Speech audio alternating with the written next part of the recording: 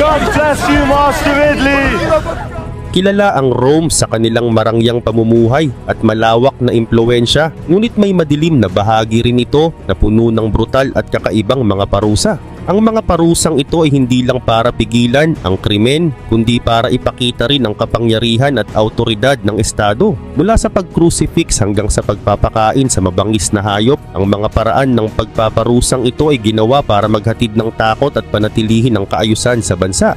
Kaya naman sa video na ito, ating aalamin ang 10 pinakamatindi at pinakakakaibang parusa na ginawa noong panahon ng Roman Empire. Kaya naman simulan na natin.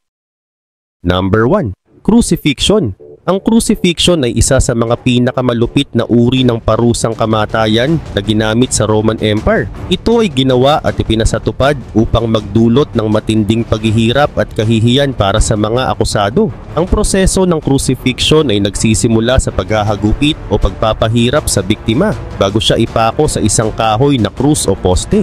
Karaniwang ipinapako ang mga kamay at paa at sa ilang kaso ginagamitan ng lubid upang itali. Ang posisyon ng katawan habang nakabitin sa krus ay nagpapahirap sa paghinga. Kaya ang biktima ay unti-unting namamatay dahil sa asphyxiation, matinding pagdurugo, dehydration at pagkabigla. Ginagamit ang parusang ito hindi lamang upang patayin ang mga kriminal, alipin o rebelde, kundi upang magsilbing pampublikong babala sa iba. Isinasagawa ang crucifixion sa mga pampublikong lugar upang ang lahat ay makakita at matakot sa kapangyarihan ng pamahalaan. Isa sa mga pinakakilalang kaso ng crucifixion ay ang pagkamatay ni Hesukristo na ayon sa Bagong Tipan ay ipinako siya sa krus sa utos ni Poncio Pilato noong 1st century Common Era. Samantala, ang isa pang kilalang kaso ng crucifixion ay ang kaso ng libu-libong mga rebelde na sumunod kay Spartacus noong 71 before Common Era, na kung saan humigit kumulang 6,000 na rebelde ang ipinako sa kahabaan ng Via Appia matapos ang kanilang pagkatalo sa kamay ng mga Romano. Gayun din, noong 70 Common Era, sa panahon ng First Jewish-Roman War, maraming Jewish ang ipinako sa krus sa labas ng Jerusalem bilang parusa sa kanilang pakikipaglaban sa Roma. Gayunpaman ipinagbawal ito ni Emperor Constantine the Great noong 4th century Common Era dahil sa brutalidad at matinding kahihiyan na dulot ng crucifixion at bilang bahagi na rin ng kanyang pagyakap sa Kristyanismo. Bagamat kilala ito bilang simbolo ng karahasan at kalupitan, naging mahalaga rin ang crucifixion sa kasaysayan ng relihiyon, lalo na sa Kristyanismo, kung saan ang imahe ng krus ay simbolo ng sakripisyo at kaligtasan. Number 2. Damnatio ad Bestias. Ang Damnatio ad Bestias ay isang malupit na parusang ginamit ng mga Romano kung saan ang mga naparusahan, tulad ng mga kriminal, alipin, rebelde at mga itinuturing na kaaway ng Estado, ay ipinapadala sa arena upang harapin at patayin ng mabangis na hayop. Ang parusang ito ay isinagawa sa mga pampublikong lugar tulad ng mga amphitheater at naging bahagi ng mga gladiatorial games bilang isang uri ng public entertainment. Madalas itong idinaraos sa panahon ng mga festival o political ceremony sa harap ng libu-libong manunood na nagpapakita ng kapangyarihan ng Estado at upang ipakita rin ang kalupitan ng kanilang justice system. Samantala, karaniwan ng mga hayop na kanilang pinapakawalan ay ang gaya ng leon, tigre at oso, na kung saan ang mga ito ay nakakaranas ng gutom o galit upang lalong maging mas marahas ang labanan. Ang mga biktima naman ay kadalasang walang sandata o minsan ay binibigyan ng kakaunting kagamitan ngunit hindi sapat upang ipagtanggol ang kaniyang sarili. Kaya ang kamatayan sa labanan na ito ay sigurado ng mangyayari, ngunit bago mamatay ang biktima ay makakaranas muna siya ng matinding paghihirap at takot. Ang parusang ito ay ginawa upang maging isang pampublikong babala, hindi lamang upang disiplinahin ang mga nakagawa ng kasalanan, kundi takutin na rin ang iba upang hindi na sumuway sa batas o maging rebelde sa Rome. Samantala, isa sa mga kilalang kaso ng Damnatio ad Bestias ay noong panahon ng mga Kristiyanong martir sa ilalim ng pamamahala ng mga emperador tulad ni Nero at Diocletian. Sa ilalim ng mga emperador na ito, maraming mga Kristiyano ang ipinadala sa arena upang patayin sila ng mabangis na mga hayop dahil sa kanilang pagtanggi sa pagsamba sa mga Diyos ng Rome at pagtanggi sa kulto ng emperador. Kabilang sa mga nakilalang martir dito ay si Ignatius ng Antioch na isang obispo na ipinadala sa Rome at ipinakain sa mga leon noong 107 Common Era. Bagaman ito ay ginagamit bilang isang parusa, ang damnatio at bestias ay naging simbolo rin ng paglaban ng mga akusado, partikular na ang mga Kristiyano, na tumanggap ng kanilang kapalaran ng may buong tapang at pananampalataya, kaya't isa itong mahalagang bahagi sa kasaysayan ng relihiyon at heritage ng Rome. Number 3. The Penalty of the Sack. Ang Poena Culei o The Penalty of the Sack ay isang kakaibang parusa sa ilalim ng Roman Empire na iginagawad sa mga taong napatunayang nagkasala ng parricide o pagpatay sa kanilang mga magulang o malapit na kamag-anak. Ang kakaibang parusa na ito ay nagpapakita ng matinding puot ng mga Romano laban sa krimeng itinuturing nilang labis na kasuklam-suklam. Ang proseso ng parusang ito ay nagsisimula sa pagtali ng mga kamay at paa ng nagkasala at pagkatapos ay inilalagay sila sa loob ng isang sako. Ngunit hindi lamang ito simpleng pagkakakulong sa sako. Dahil sa loob ng sako, isinasama rin nila ang iba't ibang hayop tulad ng isang ahas, aso, unggoy at tandang na manok upang pahirapan ang nagkasala. Matapos itong gawin, ang sako ay tinatali at itinatapon sa ilog o dagat na nagiging dahilan ng pagkakalunod ng nagkasala. Sa ganitong paraan, hindi lamang pisikal na pahirap ang nararanasan ng biktima bago mamatay, kundi isang uri rin ng mental and emotional torture dahil sa takot at sakit na nararamdaman mula sa mga kagat ng hayop sa loob ng sako. Samantala, isa sa mga kilalang kaso ng Poena Culei ay noong panahon ni Emperor Hadrian nang ang isang lalaking napatunayang pumatay sa kanyang ama ay isinailalim sa parusang ito.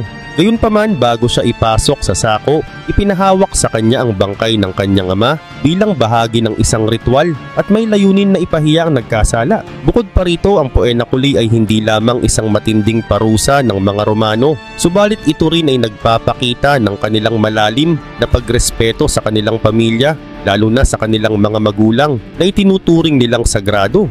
Gayunpaman, bihira ang mga naitalang kaso ng parusang ito, ngunit makikita pa rin natin na ang mga tao sa bansang ito noong panahon na yon ay may malalim na galit sa mga taong nagkasala ng pagpatay sa kanilang pamilya at magulang at sumasang-ayon sa pangangailangang parusahan sila sa paraang masaklap. Number 4. Buried Alive. Ito ay isa sa mga pinakabrutal na parusang ginamit sa Roman Empire na karaniwang parusa para sa mga krimeng ginagawa na labag sa relihiyon o banal na kautusan. Bagamat bihira itong gamitin kumpara sa iba pang uri ng malulupit na parusa tulad ng crucifixion o damnatio ad bestias, ang paglibing ng buhay pa sa isang tao ay lubos na hindi tinatanggap ng mga mamamayan. Samantala, ginagamit din ito upang parusahan ang mga nagkasala ng mga sacred sin, pagtataksil at imoralidad, lalo na sa mga babaeng nagkasala ng pakikiapid o pagtataksil sa kanilang asawa. Ang proseso ng parusa ay napakasimple, ngunit labis na nakakikilabot dahil ang biktima ay ililibing ng buhay pa sa loob ng isang hukay o kuweba na sinadyang hukayin para sa kanila. Sa maraming pagkakataon, ang biktima ay inilalagay sa isang masikip na espasyo na walang paglalabasan at sila ay unti-unting mamamatay sa kakulangan ng hangin, dehydration o sa matinding takot habang siya ay unti-unting nasasakal sa ilalim ng lupa. Isa sa mga kilalang halimbawa ng ganitong uri ng parusa ay noong kaso ng Vestal Virgins, mga babaeng pari na naglilingkod kay Vesta na diyosa ng tahanan at apoy, at sila ay itinuturing na sacred sa Roman Empire. Ayon sa kanilang banal na tungkulin, kinakailangan nilang manatiling birhen habang naglilingkod. Subalit kung ang isang Vestal Virgin ay napatunayang nagkasala ng pakikipagtalik, ang karaniwang parusa ay paglibing nito dahil ang dugo nila ay hindi dapat ibuhos sa lupa dahil sila ay itinuturing na sacred. Samantala, isa sa mga pinakakilalang Vestal Virgin ay si Cornelia. Siya ay inilibing ng buhay matapos mapatunayang nagkasala ng pakikipagtalik noong 216 before Common Era. Siya ay hinatulan ng pagkakalibing ng buhay sa ilalim ng lupa sa pamamagitan ng ritual na isinagawa sa Campus Sceleratus na isang lugar malapit sa border ng Rome. Ang ganitong klase ng parusa ay nagpapakita ng matinding pagkasuklam ng mga Romano sa imoralidad at pagtataksil, lalo na sa mga itinuturing na banal o sagrado. Ang paglibing ng buhay ay isang uri ng parusa na hindi lamang nagbibigay ng pisikal na pagdurusa sa mga akusado, kundi isang nakakakilabot din na kaganapan upang ipakita sa ibang mamamayan ng bansa ang ganitong pagpaparusa ng Estado sa mga nagkasala, na kung saan ay itinatapon nila ito sa ilalim ng lupa bilang tanda ng pagtanggi sa kanila ng lipunan at ng Diyos. Number 5. Decimation. Ang decimation ay isa sa mga pinaka-brutal at nakakatakot na parusang ginamit ng Roman Empire upang parusahan ang mga walang disiplina, mga rebellion o duwag na pag-uugali ng kanilang mga sundalo. Ang salitang decimation ay nagmula sa salitang Latin na decimus na nangangahulugang ikapu, dahil ang isa sa bawat 10 sundalo sa isang unit ng hukbo ay pipiliin sa pamamagitan ng raffle upang mapatawan ng parusang kamatayan. Ang mga natitirang sundalo naman na nakaligtas ay inuutusan na sa pilitang patayin ng kanilang mga kapwa sundalo sa pamamagitan ng pagpalo, pambabato o gamit ang kanilang mga armas. Ito ay isang uri ng parusa na hindi lamang para sa mga individual na nagkasala, kundi isang pagpaparusa sa isang buong unit para sa mga kasalanan lamang ng ilan.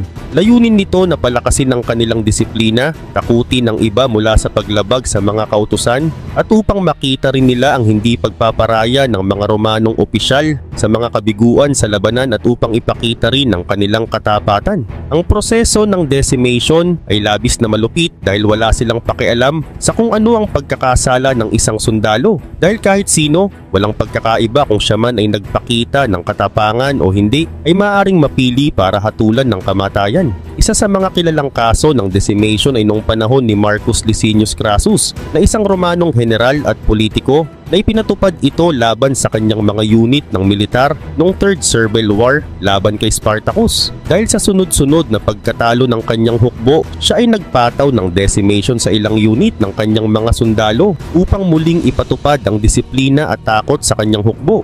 Ang isa pang kilalang kaso nito ay si Emperor Augustus, na gumamit din ng decimation upang kontrolin ang kanyang mga sundalo sa panahon ng kanyang laban sa Hispanya. Dahil sa takot na idinudulot nito at matinding hinding pagsang-ayon ng karamihan sa decimation, ay hindi ito madalas na ipinatupad, ngunit sa tuwing nangyayari ito ay nag-iiwan ng matinding epekto sa mga sundalo at sa moralidad ng hukbo. Ang decimation ay isang simbolo ng matinding kontrol ng mga Romanong pinuno sa kanilang mga hukbo at isa sa mga pinaka-insane na parusa na idinisenyo upang palakasin ang kanilang dominasyon sa digmaan at labanan ng anumang senyales ng kahinaan o pagtataksil sa kanilang hukbo. Number 6. Death by parasites. Sa panahon ng Roman Empire, maraming malupit at hindi makataong parusa ang ginamit upang takutin ang mga tao at panatilihin ang kapangyarihan ng Estado, kabilang ang isang matinding anyo ng pagpapahirap na tinatawag na death by parasites. Bagamat hindi ito gaanong dokumentado sa mga pangunahing aklat ng kasaysayan, may mga ebidensya na nagpapakita ng ganitong pangyayari na kung saan ang isang tao ay sadyang nagpabaya sa kanyang kalinisan at nutrisyon, na kung saan ang kanyang katawan ay unti-unti ng kinakain ng mga parasites. At kung mayroong ganitong kalagayan ng isang individual, siya ay maaaring ikulong o pabayaan na lamang sa isang lugar na puno ng dumi, na kung saan ang kanyang katawan ay dahan-dahang kinakain ng iba't ibang uri ng parasites, gaya ng mga bulate, insekto, at iba pang organismo na maaaring makapasok sa katawan. Ang mga parasites na ito ay unti-unting sasakupin ng katawan ng isang tao, tsaka kukunin ng nutrisyon ng kanyang katawan na magdudulot ng malubhang sakit at pagkasira ng kanyang mga laman loob na magreresulta sa isang matinding kamatayan. Ngunit unti-unti munang pahihinain ng mga ito ang katawan ng isang tao. Isa sa mga kilalang kaso ng ganitong uri ng karanasan ay ang kaso ni Publius Septimius Geta, na pinaniniwala ang sinadya ng kanyang kapatid na si Caracalla na pabayaan siya habang siya ay nasa masamang kondisyon matapos ang kanilang labanan para sa trono. Bagamat mas alam ng karamihan na pinatay si Geta ng kanyang kapatid na si Caracalla, may mga haka-hakang nagsasabing pinabayaan si Geta at hindi inalagaan, na nagresulta sa pagkakasakit nito at unti-unting kinain ng mga parasites ang katawan nito. Ang death by parasites ay nagpapakita ng isang nakakasuklam na anyo ng paghihiganti at pagpapahirap sa isang tao, na kung saan ito ay hindi lamang pinapatay sa matinding paraan, kundi pinahihirapan din sa pinakamabagal at pinakanakakakilabot na paraan. Number 7. Cauldron torture. Ang cauldron torture ay isa sa mga pinakakakilakilabot at malupit na parusa na ginamit hindi lamang sa Roman Empire kundi pati na rin sa ibang sinaunang civilization. Sa parusang ito, isang malaki at mabigat na kaldero ang ginagamit bilang instrumento ng pagpapahirap. Ang proseso ay maaring mag-iba depende sa pamamaraan, ngunit karaniwan itong nagsisimula sa pagpapatong ng tao sa kaldero na kung saan siya ay nakatihaya o kaya'y nakahiga siyang ipapatong sa kaldero habang siya ay nakatali o hindi makagalaw. Gayun din, ang kaldero ay maaaring puno ng mga daga o ibang uri ng maliliit na hayop at ang kaldero ay papainitin gamit ang apoy o uling. Dahil sa tindi ng init, ang mga hayop sa loob ng kaldero ay maghahanap ng daan upang makatakas, kaya't sisimulan nilang kagatin o kainin ang laman ng biktima. Ang ganitong parusa ay labis na masakit, mahapdi at sobrang brutal na paraan ng pagkamatay. Ang parusa na ito ay nagdudulot ng matinding physical torture at nagbibigay rin ng malalim na takot sa isipan ng mga tao na makakasaksi ng ganitong uri ng parusa. Samantala, walang partikular na Romanong pinuno o biktima ang may dokumentadong record ng ganitong karanasan sa kasaysayan. Gayunpaman, ang ganitong uri ng pagpapahirap ay ginagamit ng mga malulupit na emperador gaya ni Nero o Caligula na kilala sa kanilang pagkahilig sa kakaibang uri ng karahasan. Ang cauldron torture ay isang halimbawa ng sadistikong parusa na ginawa hindi lamang upang patayin ang biktima kundi upang ipakita ang kapangyarihan ng estado at ang kakayahan nitong magdulot ng labis na sakit at paghihirap. Number 8. Burning in oil. Ang burning in oil ay isa sa mga pinakabrutal at malupit na parusa na ginamit noong panahon ng Roman Empire. Gayunpaman, hindi lamang Romano ang gumamit nito dahil ginamit rin ito ng iba pang mga sibilisasyon. Ang parusang ito ay isang uri ng public torture na ginawa upang magbigay ng matinding takot sa mga mamamayan at ipakita ang walang awa na kapangyarihan ng estado. Karaniwan itong ginagamit laban sa mga traidor, rebelde o mga itinuturing na kalaban ng imperyo at kahit ang mga Kristiyanong martir. Ang proseso ng burning in oil ay nagsisimula sa pamamagitan ng pagpapainit ng isang malaking kaldero o lalagyan na puno ng langis o mantika hanggang sa ito ay umabot sa kumukulong temperatura. Ang biktima ay sa pilitang inilulubog sa kumukulong mantika na agad nagre-resulta sa pagkasunog ng kanyang balat at laman. Ang init ay pumapasok ng mabilis sa kanilang katawan na nagdudulot ng malalim na pagkasira ng mga internal organs na hindi lamang nagdudulot ng matinding pisikal na sakit kundi nagdudulot din ng isang mabagal at malupit na pagkamatay. Samantala, may mga pagkakataon na ang biktima ay unti-unting inilulublob, dahan-dahang pinaparusahan upang mas matagal ang kanyang paghihirap. Bukod sa pisikal na sakit, ang pagpapahirap na ito ay isang pampublikong eksibisyon na ginawa upang magsilbing babala at ipakita ang kakayahan ng estado na magparusa ng walang awa. Isa sa mga kilalang kaso ng burning in oil ay naganap noong panahon ni Emperor Nero na kilala sa kanyang galit laban sa mga Kristiyano. Matapos ang Great Fire of Rome noong 64 Anno Domini, itinuturo ni Nero ang mga Kristiyano bilang may sala sa sunog na naganap at ginamit ito bilang dahilan upang pahirapan at patayin sila sa iba't ibang paraan. Ayon kay Tacitus na isang Roman historian, na ilan sa mga Kristiyano ay naging biktima ng pagpapahirap, kabilang narito ang paglulublob sa kanila sa kumukulong mantika, habang ang iba naman ay sinunog ng buhay. Ang ganitong klase ng parusa ay simbolo ng kalupitan at ang kawalan ng hustisya noong panahon ng Roman Empire na nagpapakita ng matinding galit ng mga pinuno tulad ni Nero laban sa mga itinuturing na kalaban ng estado o ng kanyang relihiyon. Number 9. Public dismemberment. Ang public dismemberment ay isa sa mga pinaka-brutal na parusa na ginamit noong panahon ng Roman Empire at ito ay isang public torture na nagpapakita ng walang awa na kapangyarihan ng estado. Ang parusang ito ay isang uri ng physical torture na kung saan ang biktima ay unti-unting pinupugutan o inaalisan ng mga bahagi ng katawan tulad ng mga kamay, paa at ulo habang pinapanood ng mga tao sa pampublikong plaza. Karaniwang nakatali o nakakadena ang biktima upang hindi siya makagalaw habang isinasagawa ang pagputol sa ilang bahagi ng kanyang katawan. Ang dismemberment ay isinasagawa gamit ang mga matutulis na armas gaya ng espada, palakol at iba pang kasangkapan upang dahan-dahang alisin ang isang bahagi ng kanyang katawan habang ang sakit ay nararamdaman ng biktima hanggang sa tuluyan na itong mamatay.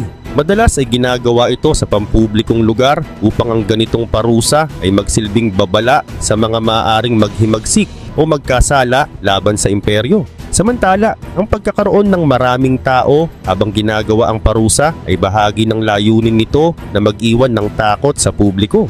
Isa sa mga kilalang kaso ng public dismemberment ay ang nangyari kay Lucius Apuleius Saturninus, na isang senador at leader sa Rome na kinalaban ng iba pang senado noong 100 before Common Era. Nang matalo si Saturninus at mahuli, pinarusahan siya sa pamamagitan ng public dismemberment, na isang napakalupit na parusa na nagpapatunay sa malupit na kalikasan ng Roman justice. Bukod kay Saturninus, marami pang mga biktima ang dumaan sa ganitong uri ng pagpapahirap, lalo na ang mga traidor, rebelde at mga taong itinuturing na banta sa kapangyarihan ng imperyo. Ang mga katawan ng mga biktima ng dismemberment ay minsang iniiwang nakasabit o nakakalat sa pampublikong lugar bilang karagdagang babala sa sino mang magtatangkang suwayin ng batas.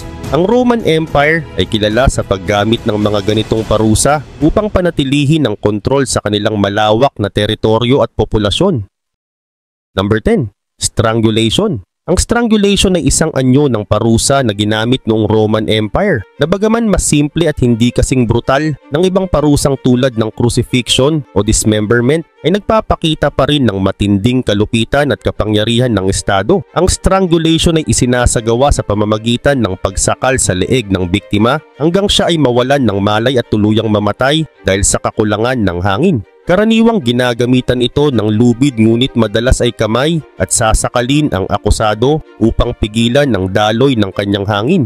At ito ay nagdudulot ng mabagal, tahimik at napakasakit na kamatayan. Ginamit ang parusang ito laban sa mga kriminal, traidor o mga politikal na kalaban ng Estado. Sa ilang mga pagkakataon, isinasagawa ito ng pribado, gaya ng sa loob ng mga bilangguan. At ito ay isinasagawa sa mga opisyal na may mataas na katungkulan o isang tao na bahagi ng pamahalaan na kinalaban ng gobyerno na kailangang patayin ng hindi pampubliko. Sa ibang mga pagkakataon, ang strangulation ay ginaganap sa mga pampublikong lugar bilang isang babala sa mga tao. Isa sa mga kilalang kaso ng strangulation sa Roman Empire ay ang parusa kay Sejanus, na isang opisyal na may mataas na katungkulan sa pamahalaan, ngunit siya ay itinuring na isang traidor. Si Sejanus, na dating pinakamakapangyarihang tao sa Emperor Tiberius, ay inakusahan ng pagtataksil at sabwatan laban sa emperador. Noong 31 Anno Domini, matapos ang pag-alis sa kanya sa katungkulan, siya ay pinarusahan ng strangulation.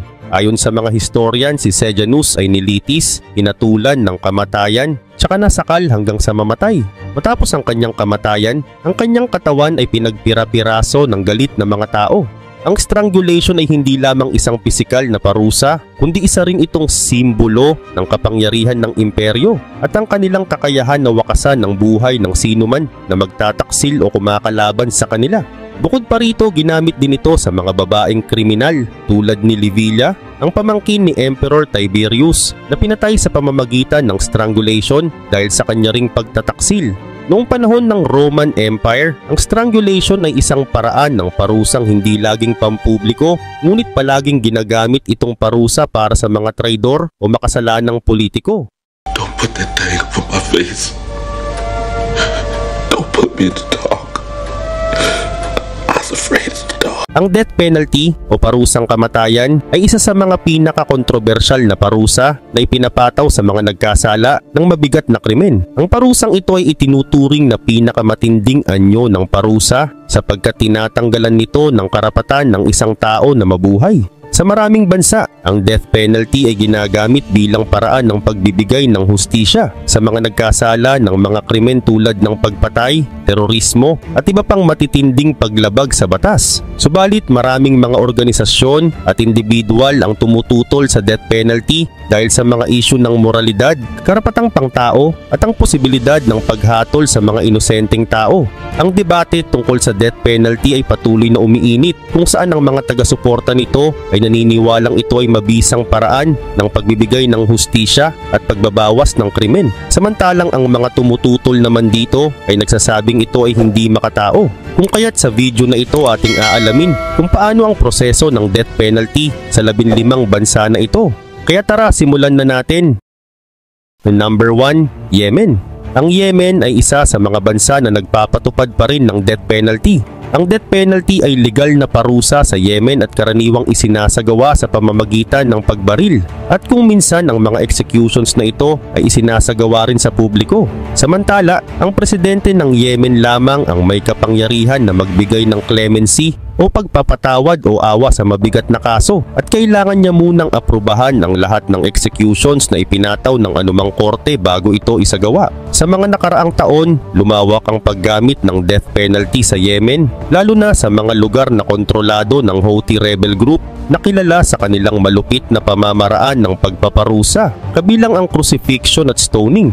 Noong January 23, 2024, isang Houthi court ang naghatol ng kamatayan sa 32 na lalaki at 9 sa kanila ay sa pamamagitan ng crucifixion at stoning. Gayunpaman, ang isang kakaibang pangyayari sa death penalty sa Yemen ay ang kaso ni Nimisha Priya, na isang Indian nurse mula sa Kerala na nasa death row dahil sa pagpatay sa isang lokal na lalaki. Si Priya ay nahatulan ng pagpatay kay Talal Abdo Mahdi na namatay noong July 2017 pagkatapos niyang turukan ito ng mga gamot na pampakalma upang makuha ang kanyang passport mula dito. Ang kanyang kaso ay nagdulot ng malawakang diskusyon hindi lamang sa Yemen kundi pati na rin sa international community, kung saan ang iba't ibang grupo ay nananawagan ng katarungan at re-evaluation ng kanyang kaso. Ang paggamit ng death penalty sa Yemen ay nagdadala ng mga tanong tungkol sa karapatang pantao at ang hustisya sa bansa, nakakaiba sa paraan ng pagpapatupad ng death penalty sa ibang bansa. Number 2, Saudi Arabia. Ang Saudi Arabia ay isa sa mga bansa sa buong mundo na patuloy na nagpapatupad ng death penalty. Ang parusang kamatayan ay legal sa Saudi Arabia at karaniwang isinasagawa sa pamamagitan ng beheading o pagputol ng ulo na ginagawa sa publiko. Ang Saudi Arabia ang tanging bansa sa buong mundo na patuloy na gumagamit ng ganitong paraan ng pagpaparusa. Ngayong 2024, ang Saudi Arabia ay nakapag-record ng pinakamataas na bilang ng mga executions mula noong 1990 na umabot sa 198 na tao. Karamihan sa mga ito ay may kaugnayan sa mga kaso ng terorismo at droga. Ang paggamit ng death penalty sa Saudi Arabia ay patuloy na hindi sinasang-ayunan ng mga human rights groups na nagsasabing ito ay paglabag sa karapatang pangtao at hindi makatao. Gayunpaman, ang isang kakaibang pangyayari sa death penalty sa Saudi Arabia ay ang kaso ni Yusuf Al-Manasif. Siya ay hinatulan ng death penalty para sa mga kasong religious identity at para sa protesting religious freedom conditions, na kung saan ito ay nagawa niya noong siya ay menor de edad pa, kung kaya't hindi siya agad na aresto. Siya ay nakaranas ng torture upang mapaamin sa mga kasalanan niya at para mahatulan siya ng kamatayan. Ang kasong ito ay nagdulot ng malawakang pagtutol mula sa iba't ibang human rights groups at naging isang malaking kontrobersya. Ang Saudi Arabia ay patuloy na sinusubaybayan ng mga human rights advocates dahil sa patuloy na paggamit ng death penalty ng bansa, lalo na sa mga kaso na may mga batang inosente. Ang mga insidente na ito ay nagdala ng atensyon sa pangangailangan ng reforma sa sistema ng hustisya sa Saudi Arabia upang matiyak na ang mga karapatan ng mga tao, lalo na ng mga bata, ay protektado.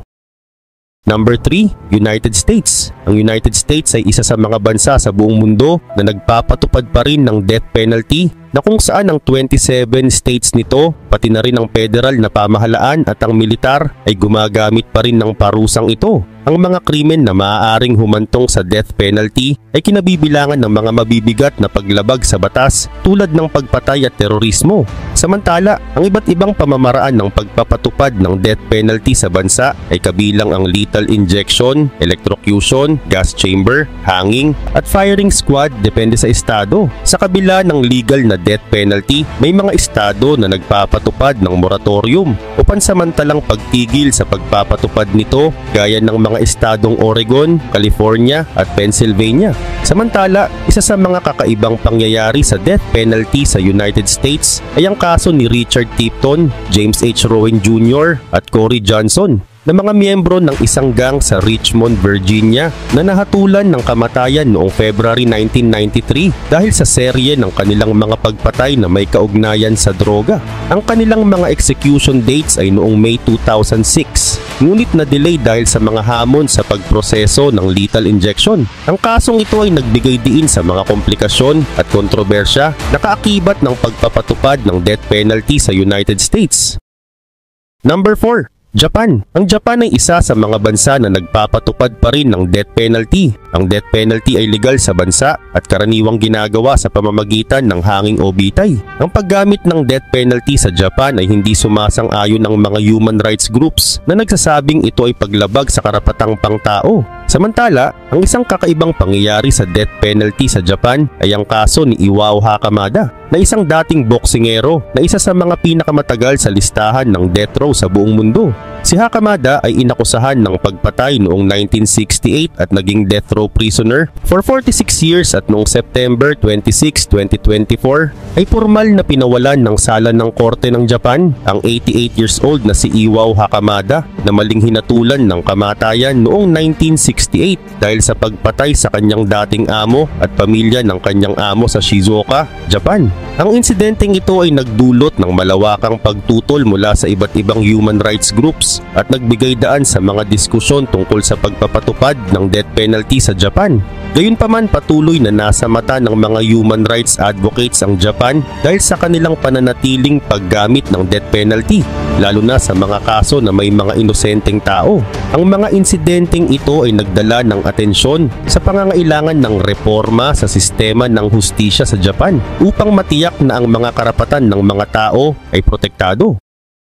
Number 5. China. Ang China ay kilala bilang isa sa mga bansang pinanatiling nagpapatupad ng death penalty sa buong mundo gamit ang lethal injection o shooting para sa mga krimeng tulad ng pagpatay, drug trafficking at corruption. Ang eksaktong bilang ng kanilang mga pagpapakulong at executions ay isang state secret, subalit tinatayang napakarami nito ayon sa mga internasyonal na organisasyon tulad ng Amnesty International. Ang sistema ng hustisya sa China ay naglalaman ng kakaibang aspeto tulad ng death penalty with reprieve, kung saan ang isang sentensya ng kamatayan ay maaaring maging life imprisonment na lamang. Halimbawa nito ay ang kaso ni Yang Hengjun na isang Australian journalist. Noong January 2019, lumipad si Yang sa Guangzhou upang mag-renew ng mga visa para sa kanyang pamilya at biglang inaresto ng Chinese government. Nahaharap siya sa isang kaso ng espiya, ngunit hindi alam ang batayan ng akusasyon na ito. Gayunpaman, siya ay nahatulan ng death penalty with reprieve noong February 2024. Ngunit ito ay nagdulot ng malawakang debate tungkol sa death penalty at karapatang pangtao sa China,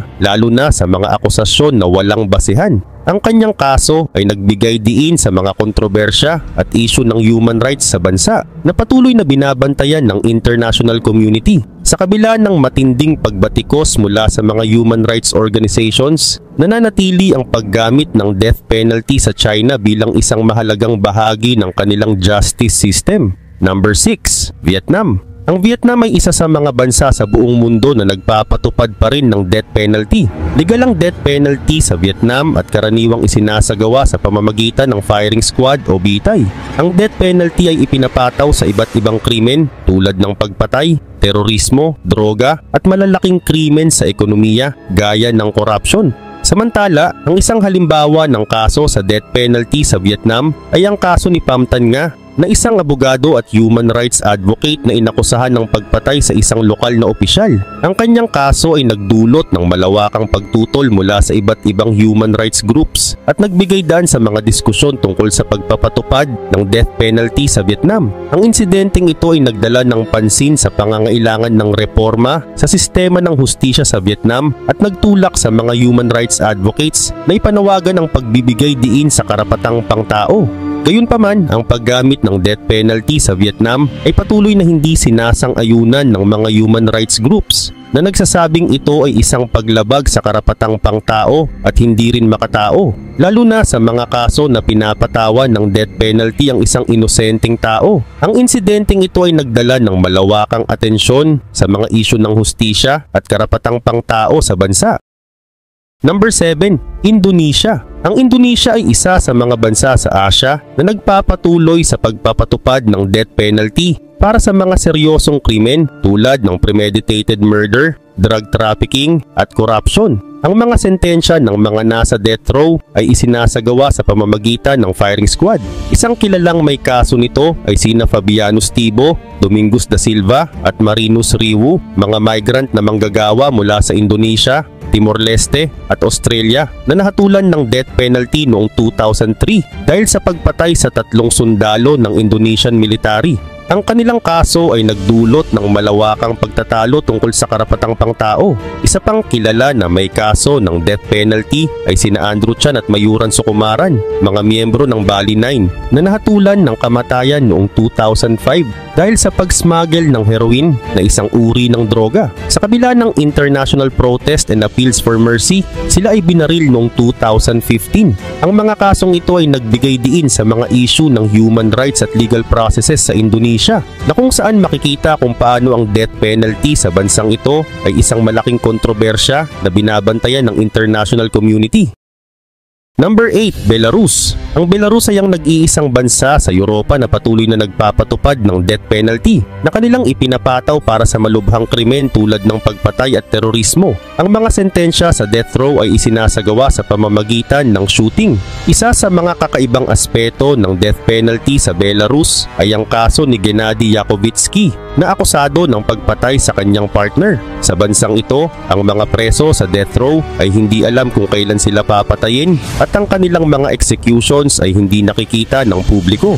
Ang ganitong sistema ng pagpapataw ng death penalty ay nagdulot ng malaking debate tungkol sa karapatang pangtao, lalo na sa aspeto ng transparency at due process, dahil ang kaso ni Yakovitsky ay nagbigay diin sa mga issue ng human rights sa bansa kung saan ang mga executions ay walang sapat na due process at transparency. Ang secrecy surrounding the executions ay nagiging sanhi ng pangamba at kawalan ng tiwala sa sistema ng hustisya sa Belarus. Ang kanilang sistema ay patuloy na napupuna ng mga international organization para sa karapatang pangtao na humihiling ng pag-abolish ng death penalty sa bansa. Sa kabila ng mga kritisismo, nananatiling matatag ang pamahalaan ng Belarus sa pagpapatupad ng death penalty.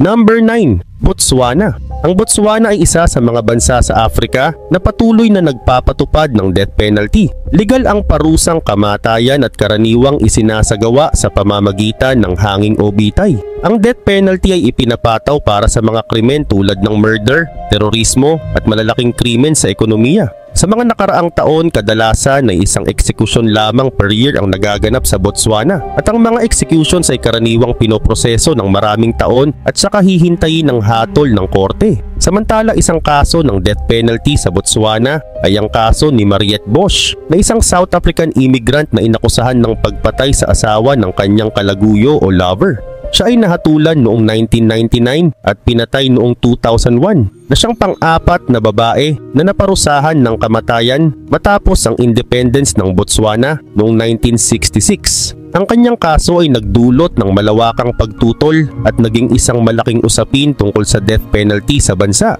Ang insidente ay nagdala ng pansin sa usapin ng karapatang pantao at ang proseso ng hustisya sa Botswana na nagpatuloy ng mga debate tungkol sa kahalagahan ng reforma sa sistemang ito. Number 10, India. Ang India ay isa sa mga bansa na nagpapatupad ng death penalty para sa mga malubhang krimen tulad ng pagpatay, sexual violence at terorismo, gamit ang hanging o bitay bilang paraan ng kanilang execution.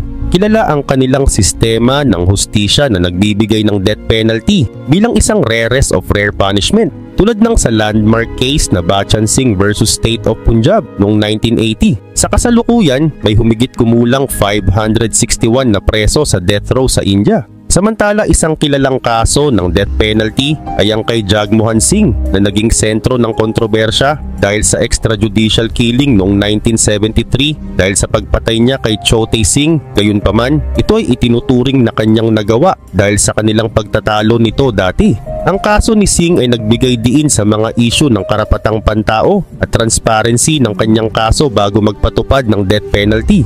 Isa pang mahalagang kaso ay ang sa Nirbhaya gang rape case noong 2012 na kung saan ang mga suspect ay nahatulan ng death penalty na nagdulot ng malawakang pagtutol ng publiko. Sa kabila ng mga kontrobersya, patuloy ang pagpapatupad ng death penalty sa India na nagpapakita ng malaking pagkakaiba sa sistema ng hustisya sa bansang ito kumpara sa iba pang bansa, lalo na sa aspeto ng due process at human rights. Number 11, North Korea. Ang North Korea ay kilala sa pagpapatupad ng death penalty para sa iba't ibang krimen tulad ng treason, spying, terrorism, murder, robbery, drug trafficking at rape. Ang death penalty ay karaniwang isinasagawa sa pamamagitan ng firing squad, ngunit sa ilang kaso ito ay maaaring isagawa sa pamamagitan ng public execution. Ang sistema ng hustisya sa North Korea ay lubhang sekreto at ang mga eksaktong detalye ng mga pagpapakulong at executions ay bihirang malaman ng publiko. Ang death penalty sa North Korea ay ginagamit hindi lamang bilang isang paraan ng pagpaparusa, kundi bilang isang instrumento rin sa pananakot sa mga mamamayan upang mapanatili ang kontrol ng rehimen. Samantala, isang kilalang kaso ng death penalty sa bansa ay ang pagkamatay ni Jang Song-taek na tiyuhin ng presidente ng bansa na si Kim Jong-un na hinatulan ng pagkataksil at napatay noong 2013 sa pamamagitan ng firing squad. Ang kanyang pagkamatay ay nagdulot ng malaking kontrobersya at nagpakita ng matinding kontrol ni Kim Jong-un sa kanyang kapangyarihan. Ang North Korea ay patuloy na napupuna ng mga international organization para sa karapatang pangtao dahil sa kanilang pamamaraan ng pagpapatupad ng death penalty at sa kawalan ng transparency at due process. Ang issue ng death penalty sa North Korea ay nagdudulot ng isang malawak na debate tungkol sa mga karapatang pangtao sa bansa na kung saan ang international community ay nakakaramdam ng matinding pagkaawa sa mga taong nakakaranas nito sa North Korea. Number 12, Iran. Ang Iran ay isa sa mga bansa na patuloy na nagpapatupad ng death penalty para sa iba't ibang krimen tulad ng murder, rape, drug trafficking, armed robbery at apostasy. Ang mga sentensya sa death row ay karaniwang isinasagawa sa pamamagitan ng hanging o bitay, ngunit may mga kaso ng stoning at firing squad. Ang sistema ng hustisya sa Iran ay madalas na napupuna dahil sa kawalan ng transparency at due process. Ang death penalty sa Iran ay ginagamit hindi lamang bilang isang paraan ng pagpaparusa kundi bilang isa ring panakot at upang mapanatili ang kontrol ng mga opisyal sa bansa. Samantala, ang isang kilalang kaso ng death penalty ay ang kaso ni Navid Afkari na isang Iranian wrestler na hinatulan ng death penalty dahil sa pagpatay niya sa isang security guard noong 2018 sa panahon ng mga protesta laban sa gobyerno. Gayunpaman, kahit marami ang tumututol na parusahan siya ng death penalty, noong 2020 lamang siya ay binaril. Ang kanyang kaso ay nagdulot ng malaking kontrobersya at nagpakita ng matinding kontrol ng gobyerno sa kapangyarihan.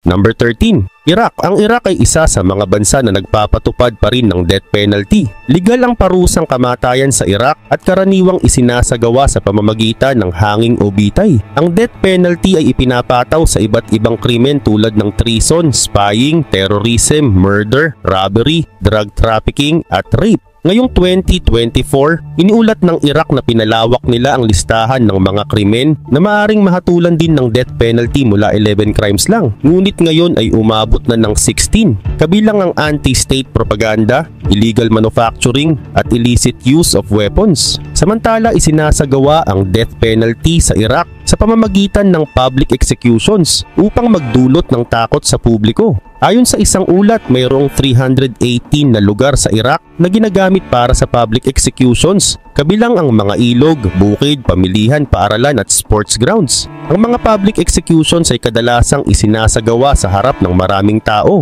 na minsan ay umaabot sa 1,000 na tao o higit pa upang magbigay ng halimbawa at magdulot ng takot sa mga mamamayan. Samantala, ang mga pamilya ng mga nasentensyahan ay minsan ding pinipilit na manood ng executions bilang bahagi ng parusa. Ang paggamit ng death penalty sa Iraq ay patuloy na hindi sinasang-ayunan ng mga human rights groups na nagsasabing ito ay isang paglabag sa karapatang pangtao at hindi makatao, lalo na sa mga kaso na kinasasangkutan ng mga inosenteng tao. Ang insidente ay nagdala ng malawakang atensyon sa mga isyu ng hustisya at karapatang pangtao sa bansa na patuloy na pinagdedebatihan ng mga lipunan sa buong mundo. Number 14, Egypt. Ang Egypt ay isa sa mga bansa na nagpapatupad ng death penalty para sa iba't ibang krimen tulad ng murder, terrorism at drug trafficking. Legal ang death penalty sa Egypt at isinasagawa sa pamamagitan ng hanging o bitay para sa mga civilian convictions at firing squad para sa mga military personnel. Ang Grand Mufti ng Egypt o ang kanilang religious leader ay may tungkulin na suriin ang lahat ng death sentences, ngunit ang kanyang opinyon ay hindi umiiral sa korte. Ang mga executions ay karaniwang isinasagawa sa Cairo Central Prison, ngunit mayroon ding execution chamber sa Wadi al-Natrun at Burj al-Arab.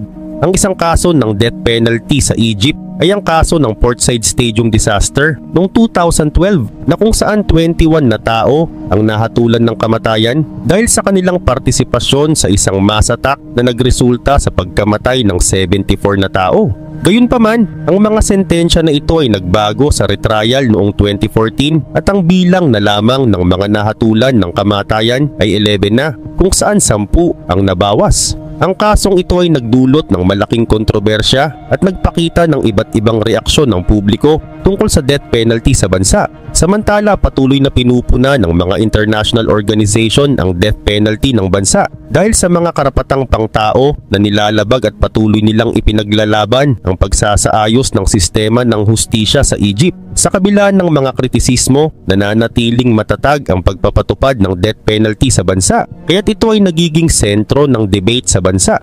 Number 15, Syria. Ang Syria ay isang bansang matatagpuan sa Western Asia at may populasyon na tinatayang nasa 22 milyon at sila ay kilala sa pagpapatupad pa rin ng death penalty bilang bahagi ng legal system dito.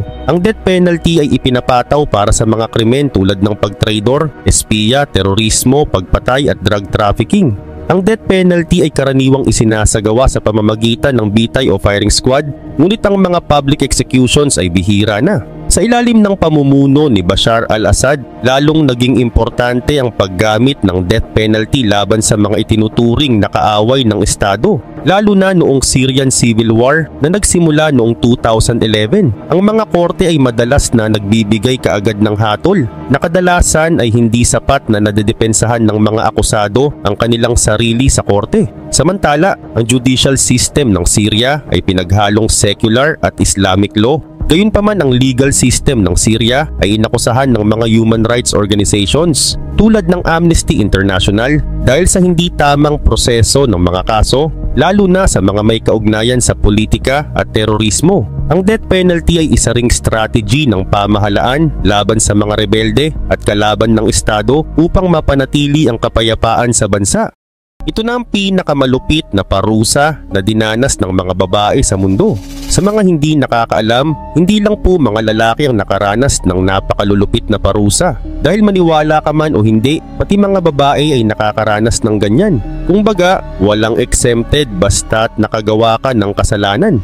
Pero ang tanong, sino-sino ba sila? At ano ang mga kasalanang ginawa nila para hatulan sila ng napakalulupit na parusa gaya nito? Kaya naman sa video na ito, maghanda kayo dahil tiyak na titindig ang balahibo ninyo kapag nalaman ninyo kung gaano kabrutal ang ginawa sa mga babae. Kaya naman simulan na natin. Number 1. Witch trials and burnings. Noong unang panahon sa mga taon ng 1400s hanggang 1700s, maraming tao ang naniniwala na may mga nilalang na nakikipagkasundo sa dyablo para magkaroon ng kakaibang kapangyarihan. Tinawag silang mga mangkukulam o witches at dahil dito naging laganap ang takot at pagdududa sa mga tao. Kapag may hindi maipaliwanag na disaster, sakit o kamalasan, madalas na sinisisi ang mga mangkukulam at madalas mga kababaihan. Dahil dito maraming inosenteng tao ang napagbintangan at naparusahan. Kapag may napagbintangan na mangkukulam, dinadala sila sa korte para litisin. Pero sa totoo lang bihirang-bihira ang ebidensya dito. Kaya naman madalas ay umaamin na lang ang mga akusado kahit hindi nila ginawa dahil nga sa matinding pagpapahirap na ginagawa sa kanila. May mga tao din na pinipilit paaminin, ginagamitan sila ng torture tulad ng pagsiksik ng bakal sa kanilang daliri o kaya'y binibitay ng patiwarik. Kapag hindi pa rin umamin, hinahanap nila ang witch's mark o mga kakaibang peklat o kulugo sa katawan ng biktima na pinaniniwalaan nilang tanda ito ng kasunduan sa dyablo. At kapag nakita nila ito sa katawan, papahirapan nila ng husto ang tao hanggang sa mamatay. Sa kabila nito, meron din silang ginagawang pagsubok at isa dito ang pagsubok sa tubig. Itinatapon nila ang akusado sa ilog o lawa. At kapag lumutang ito ay itinuturing siyang mangkukulam. Pero kapag lumubog at nalunod ay inosente siya. Isa sa pinakasikat na kaso ay ang Salem Witch Trial sa Massachusetts noong 1692. Sa kwento may mga kabataang nagsabi na sinapian sila ng mangkukulam. Agad itong pinaniwalaan ng mga tao, kaya 20 katao ang agad na naparusahan, 19 ang binitay, at ang isa ay dinurog ang katawan gamit ang mabibigat na bato. Sa England naman may Pendle Witch Trials noong 1612 kung saan 12 na tao ang napagbintangan, 10 sa kanila ang binitay. Sa Germany naman mas malala ang nangyari dahil libo-libong tao ang pinatay sa sunod-sunod na witch trials. Ang karaniwang parusa sa mga napapatunayang mangkukulam ay ang pagsunog sa katawan. Ang apoy daw kasi ay nagpapadalisay sa kasalanan. May ilan ding binibigti o pinapatay gamit ang iba't ibang paraan. Sa mata ng tao noon, ito'y paraan ng paglilinis ng komunidad nila mula sa kasamaan. Sa kalaunan, nagsimulang magduda ang mga tao kung makatarungan ba talaga ang mga parusa.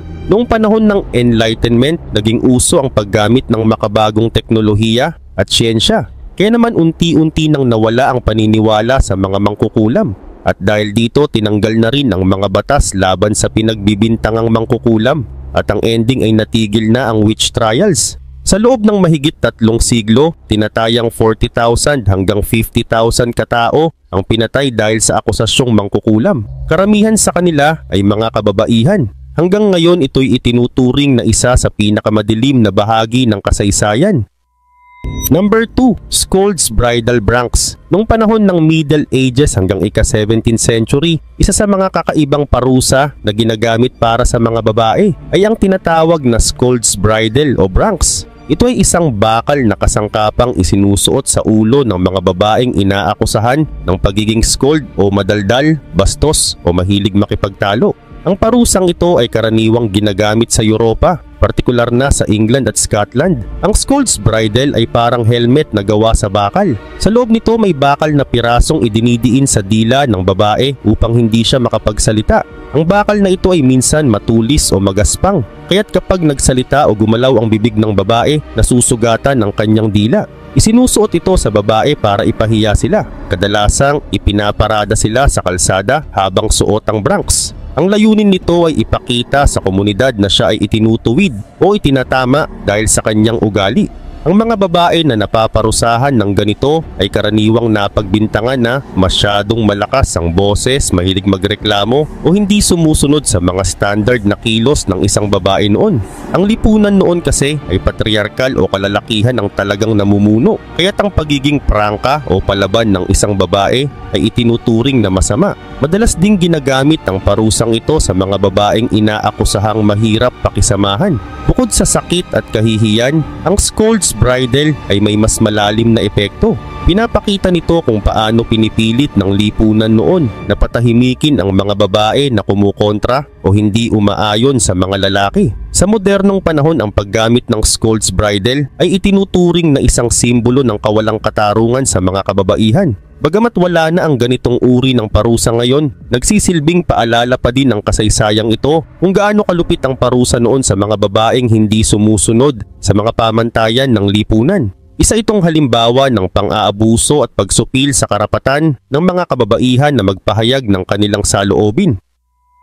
Number 3, Ducking Stool. Kung sa nauna ay nagimbal ka na, ay mas magigimbal ka dito dahil para ulit ito sa mga maiingay na babae. Noong panahon ng Middle Ages hanggang ika-18th century, isa sa mga kakaibang parusa na ginagamit laban sa mga babaeng madaldal, mahilig makipagtalo o kahit pangkukulam ay ang ducking stool. Ang parusang ito ay isang uri ng pagpapahiya at pagpapahirap na karaniwang ginagamit din sa Europa, lalo na sa England. Ang ducking stool ay parang malaking upuan na nakakabit sa dulo ng isang kahoy na poste. Ang babae na naparusahan ay pinapaupo rito at itinatali para hindi siya makagalaw. Ang poste ay inilalagay sa gilid ng ilog o lawa o kahit sa malaking drum ng tubig. Kapag handa na ang lahat, ibinababa ang upuan sa tubig at nilulubog ang babae ng paulit-ulit. Ang layunin nito ay upang takutin siya, bigyan ng kahihiyan at minsan sadyang pahirapan. Karaniwang pinaparusahan ng ducking stool ang mga babaeng inaakusahan ng pagiging scold o masyadong madaldal, mahilig magreklamo o hindi sumusunod sa mga panuntunan ng lipunan. Ginagamit din ito laban sa mga itinuturing na makasalanan tulad ng mga mangkukulam o kahit sa mga babaeng nagsasagawa ng kahalayan o prostitusyon. May mga pagkakataon din na ginagamit ito sa mga lalaki pero bihira lamang. Ang parusa ay madalas na ginagawa sa harap ng maraming tao, parang pampublikong palabas.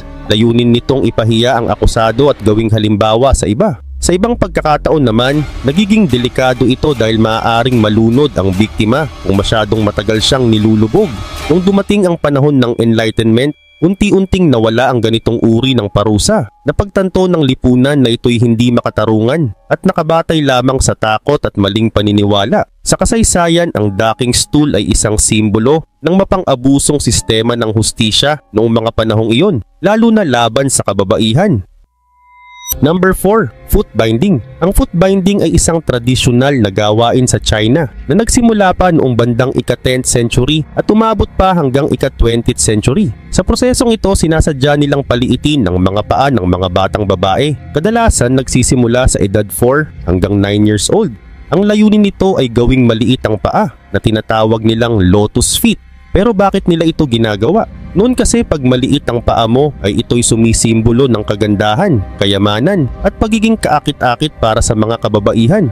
Pero paano ba ito ginagawa? Para gawin ito, binabalot nila ng mahigpit ang mga paa gamit ang tela, pinipilipit din nila ang mga buto para lumihis at magkabiyak ang talampakan. Ang hinlalaki lang ang nananatiling tuwid habang ang iba pang mga daliri ay pinipilit na sumama sa ilalim ng talampakan. Dahil dito ay nagkakaroon ng matinding sakit at depekto ang paa. Sa maraming kaso, nababasag ang mga buto ng mga babae o nagkakaroon ng impeksyon. Pero iniisip ng mga pamilya nila na ito ay bahagi ng sakripisyo para sa kagandahan.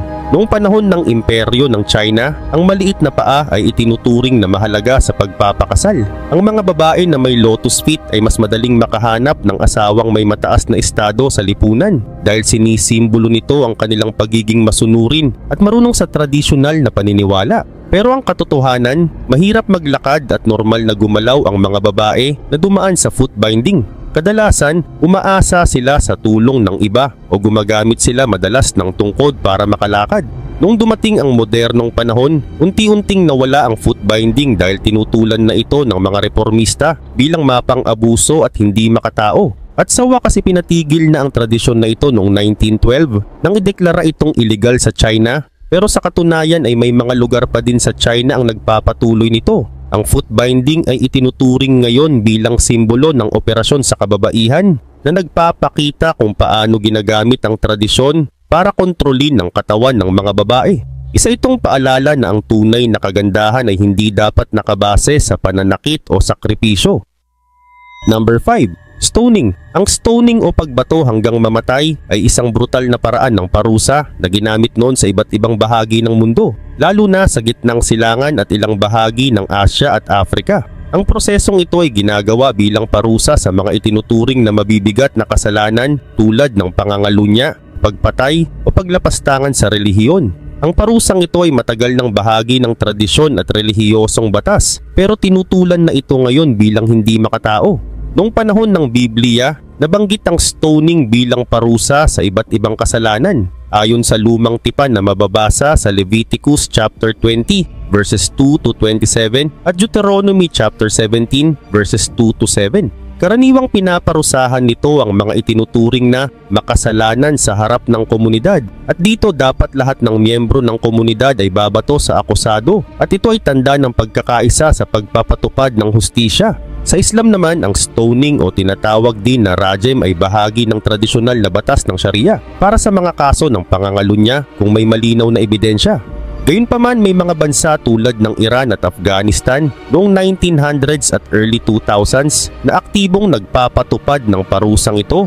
Bagamat maraming Muslim scholars ang nanawagan na itigil na ito dahil hindi ito angkop sa makabagong panahon. Isang kilalang kaso ng stoning ang nangyari sa 2008 sa Somalia, kung saan isang babae ang binato hanggang mamatay matapos akusahan ng pangangalunya. Noong 2010, isang babaeng Iranian na nagngangalang Sakine Mohammadi Ashtiani ang naging sentro ng kontrobersya matapos hatulan ng stoning na nagdulot ng pandaigdigang protesta laban sa naturang parusa.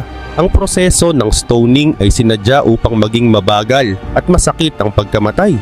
Ang akusado kadalasang nakatali o nakabaon sa lupa ang katawan hanggang leeg. Binabato siya ng mga miyembro ng komunidad gamit ang mga batong hindi masyadong maliit para hindi agad mamatay at hindi rin masyadong malaki. para hindi masyadong mabilis ang kamatayan. Layunin nitong magdulot ng matinding sakit at pagsisisi.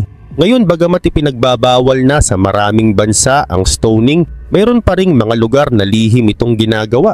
Karamihan sa mga makabagong lipunan ay kinikilala na ang ganitong parusa ay isang paglabag sa karapatang pangtao. Ang stoning ay isang paalala ng madilim na bahagi ng kasaysayan ng hustisya at kung paano ginagamit noon ang parusa bilang instrumento ng takot at kontrol sa lipunan.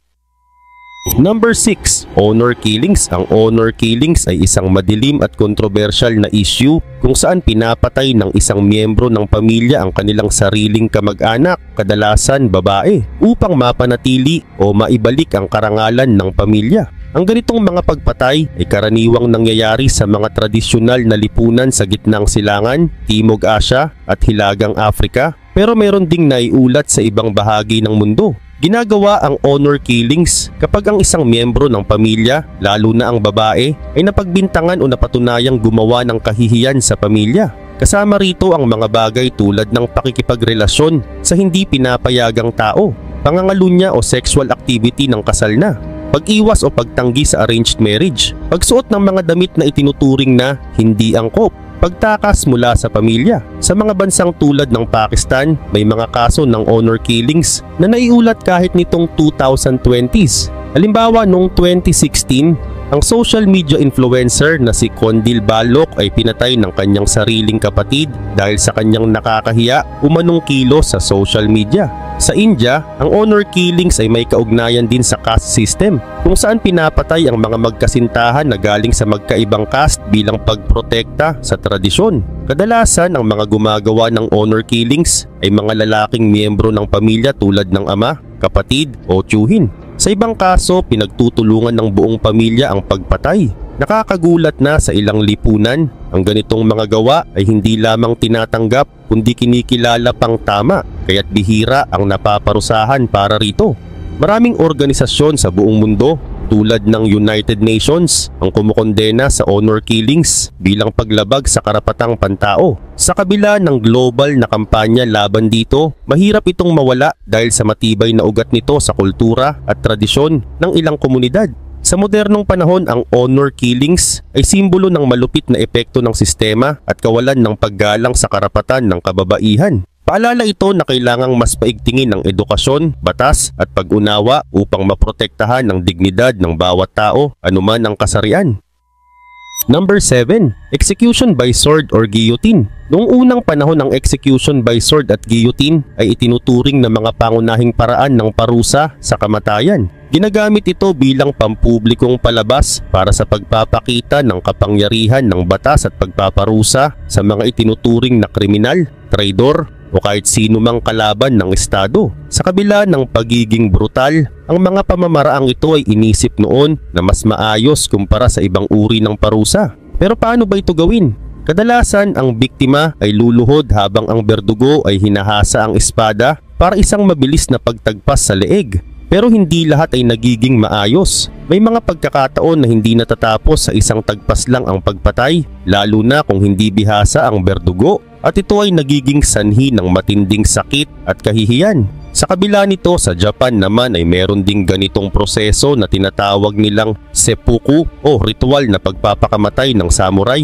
Ito ay madalas na sinusundan ng isang mabilis na pagputol ng ulo gamit lang ang espada na tinatawag nilang kaisyakunin. Sa prosesong ito, nagbibigay ito ng dignidad sa namatay dahil isang sakitan na lang ang dinanas niya. Sa kabila din nito, ang guillotine naman ay imbensyon ng France noong ika-18th century. Ito ay isang makina na may matalim na bumabagsak para putulin ang ulo ng biktima. Idinisenyo ito para maging mabilis, epektibo at mas makatao kumpara sa ibang paraan ng pagpatay. Noong French Revolution sa pagitan ng 1789 to 1799, naging simbolo ang guillotine ng revolusyonaryong hustisya.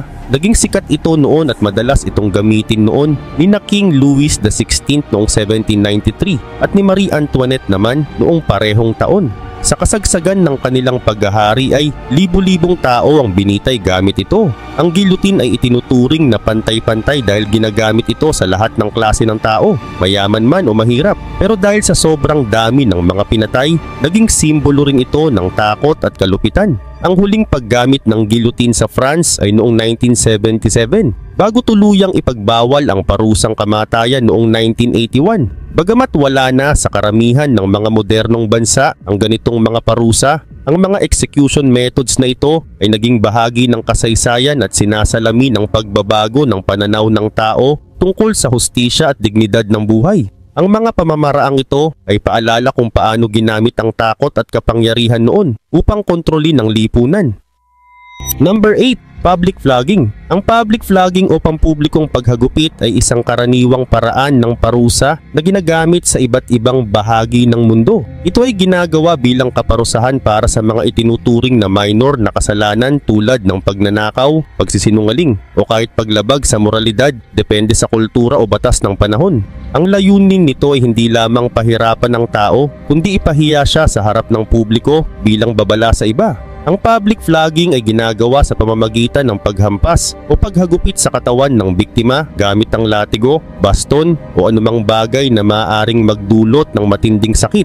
Karaniwan ang biktima ay nakatali sa isang poste, puno o nakaluhod sa lupa habang pinapanood ng mga tao. Ang bilang ng hagupit ay depende sa bigat ng kasalanan, pwedeng 10, 20 o higit pa. Sa ilang kultura may ginagamit na mga bagay tulad ng kawayan o mga latigong may matatalim na dulo na maaring magdulot ng malalalim na sugat. Halimbawa, noong panahon ng kolonyal sa Pilipinas, ang mga katutubong lumalabag sa utos ng mga Espanyol ay pinaparusahan ng flogging bilang pagpapakita ng kapangyarihan ng mga dayuhang mananakop. Sa Europa naman noong ika-18th century, ang public flogging ay karaniwang parusa para sa mga nagnanakaw o mga manggagawa na hindi sumusunod sa kanilang amo. Sa ilang bansa sa Middle East tulad ng Saudi Arabia, ang public flogging ay bahagi pa rin ng batas ng Sharia law, kung saan ginagamit ito bilang parusa sa mga kasalanang moral tulad ng pag-inom ng alak o pangangalunya.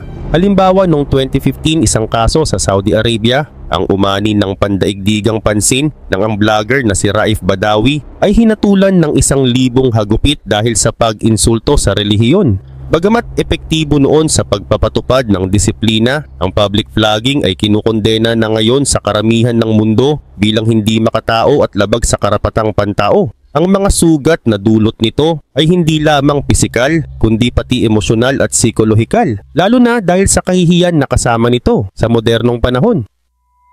Number 9. Breast Reapers. Ang breast reapers ay isa sa pinakamalulupit na instrumento ng pagpaparusa at pagpapahirap na ginamit noong panahon ng Middle Ages sa Europa. Ginagamit ito laban sa mga kababaihang inakusahan ng mabibigat na krimen tulad ng pangangalunya, pangkukulam o pagpatay sa asawa. Ang layunin nito ay hindi lamang magdulot ng matinding sakit kundi ipahiya at permanenteng masira ang katawan ng biktima. Ang kasangkapang ito ay gawa sa bakal, kadalasang may hugis ng mga pang-ipit o klo na idinidikit at iniipit sa dibdib ng biktima. Kapag hinila o pinalakas ang presyon, nagdudulot ito ng matinding pagkapunit at pagkapilas ng laman. May mga bersyon na pinainit pa bago gamitin, kaya't nagdadagdag ito ng mas matinding pahirap at paso. Ang resulta ay hindi lamang pisikal na sugat kundi matinding trauma at kahihiyan sa biktima. Ang breast reapers ay karaniwang ginagamit sa mga pampublikong pagpapahirap bilang babala sa iba. Sa lipunan noong panahong iyon, ang katawan ng babae ay madalas na tinatrato bilang simbolo ng moralidad ng pamilya o komunidad.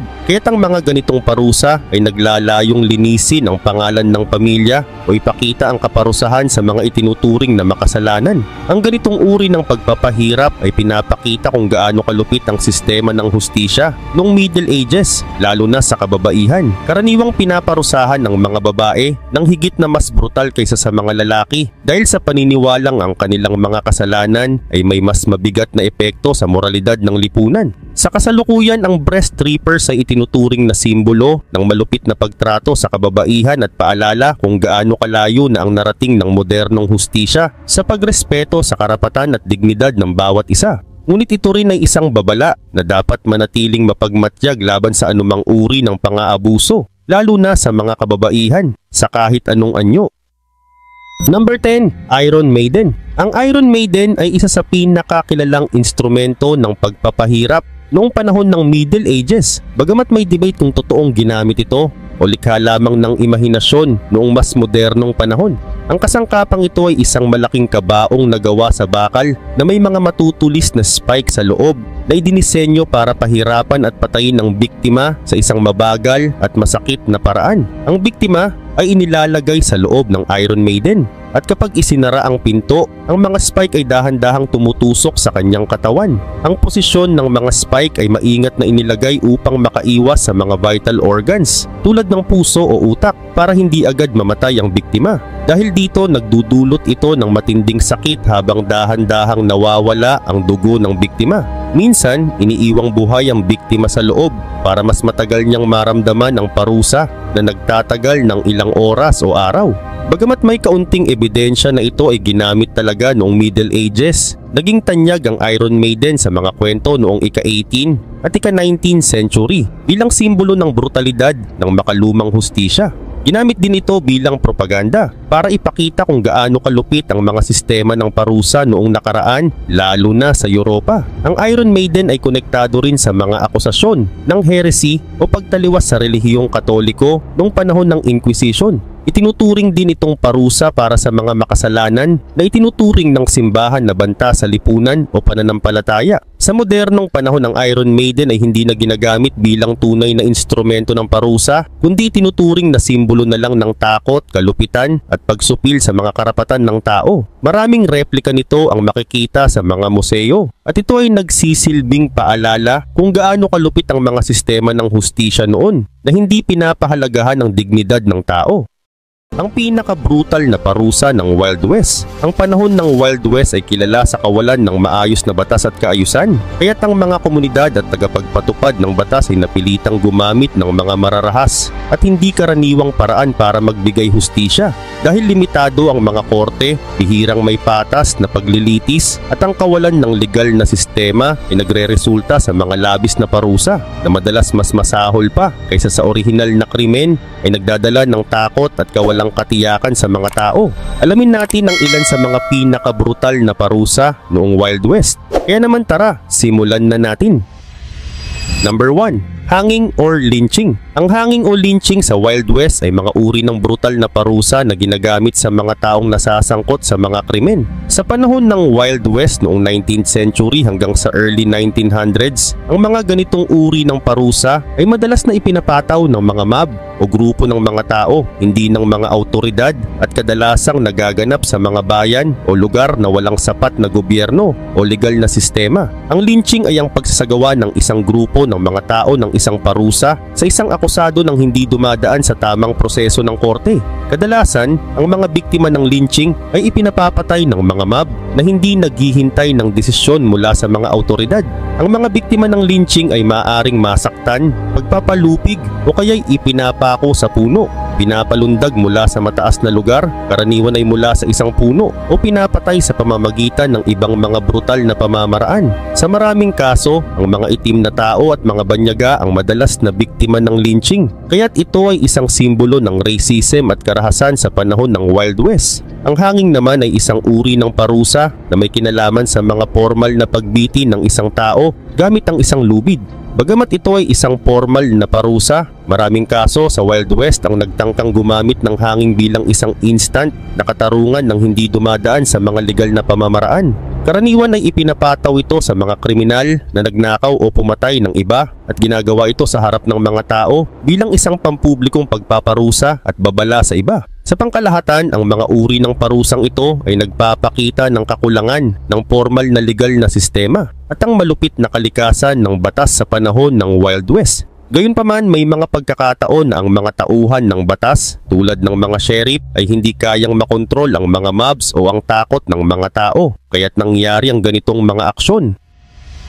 Number 2. Tar and feathering. Ang tar and feathering ay isa pang brutal na uri ng parusa na ginagamit sa panahon ng Wild West, pati na rin sa iba pang mga bahagi ng Amerika noong 18th at 19th century. Ang parusang ito ay isang malupit at nakakahiya na paraan ng pagpaparusa sa mga tao na itinuturing na nagkasala o nagtaksil sa komunidad.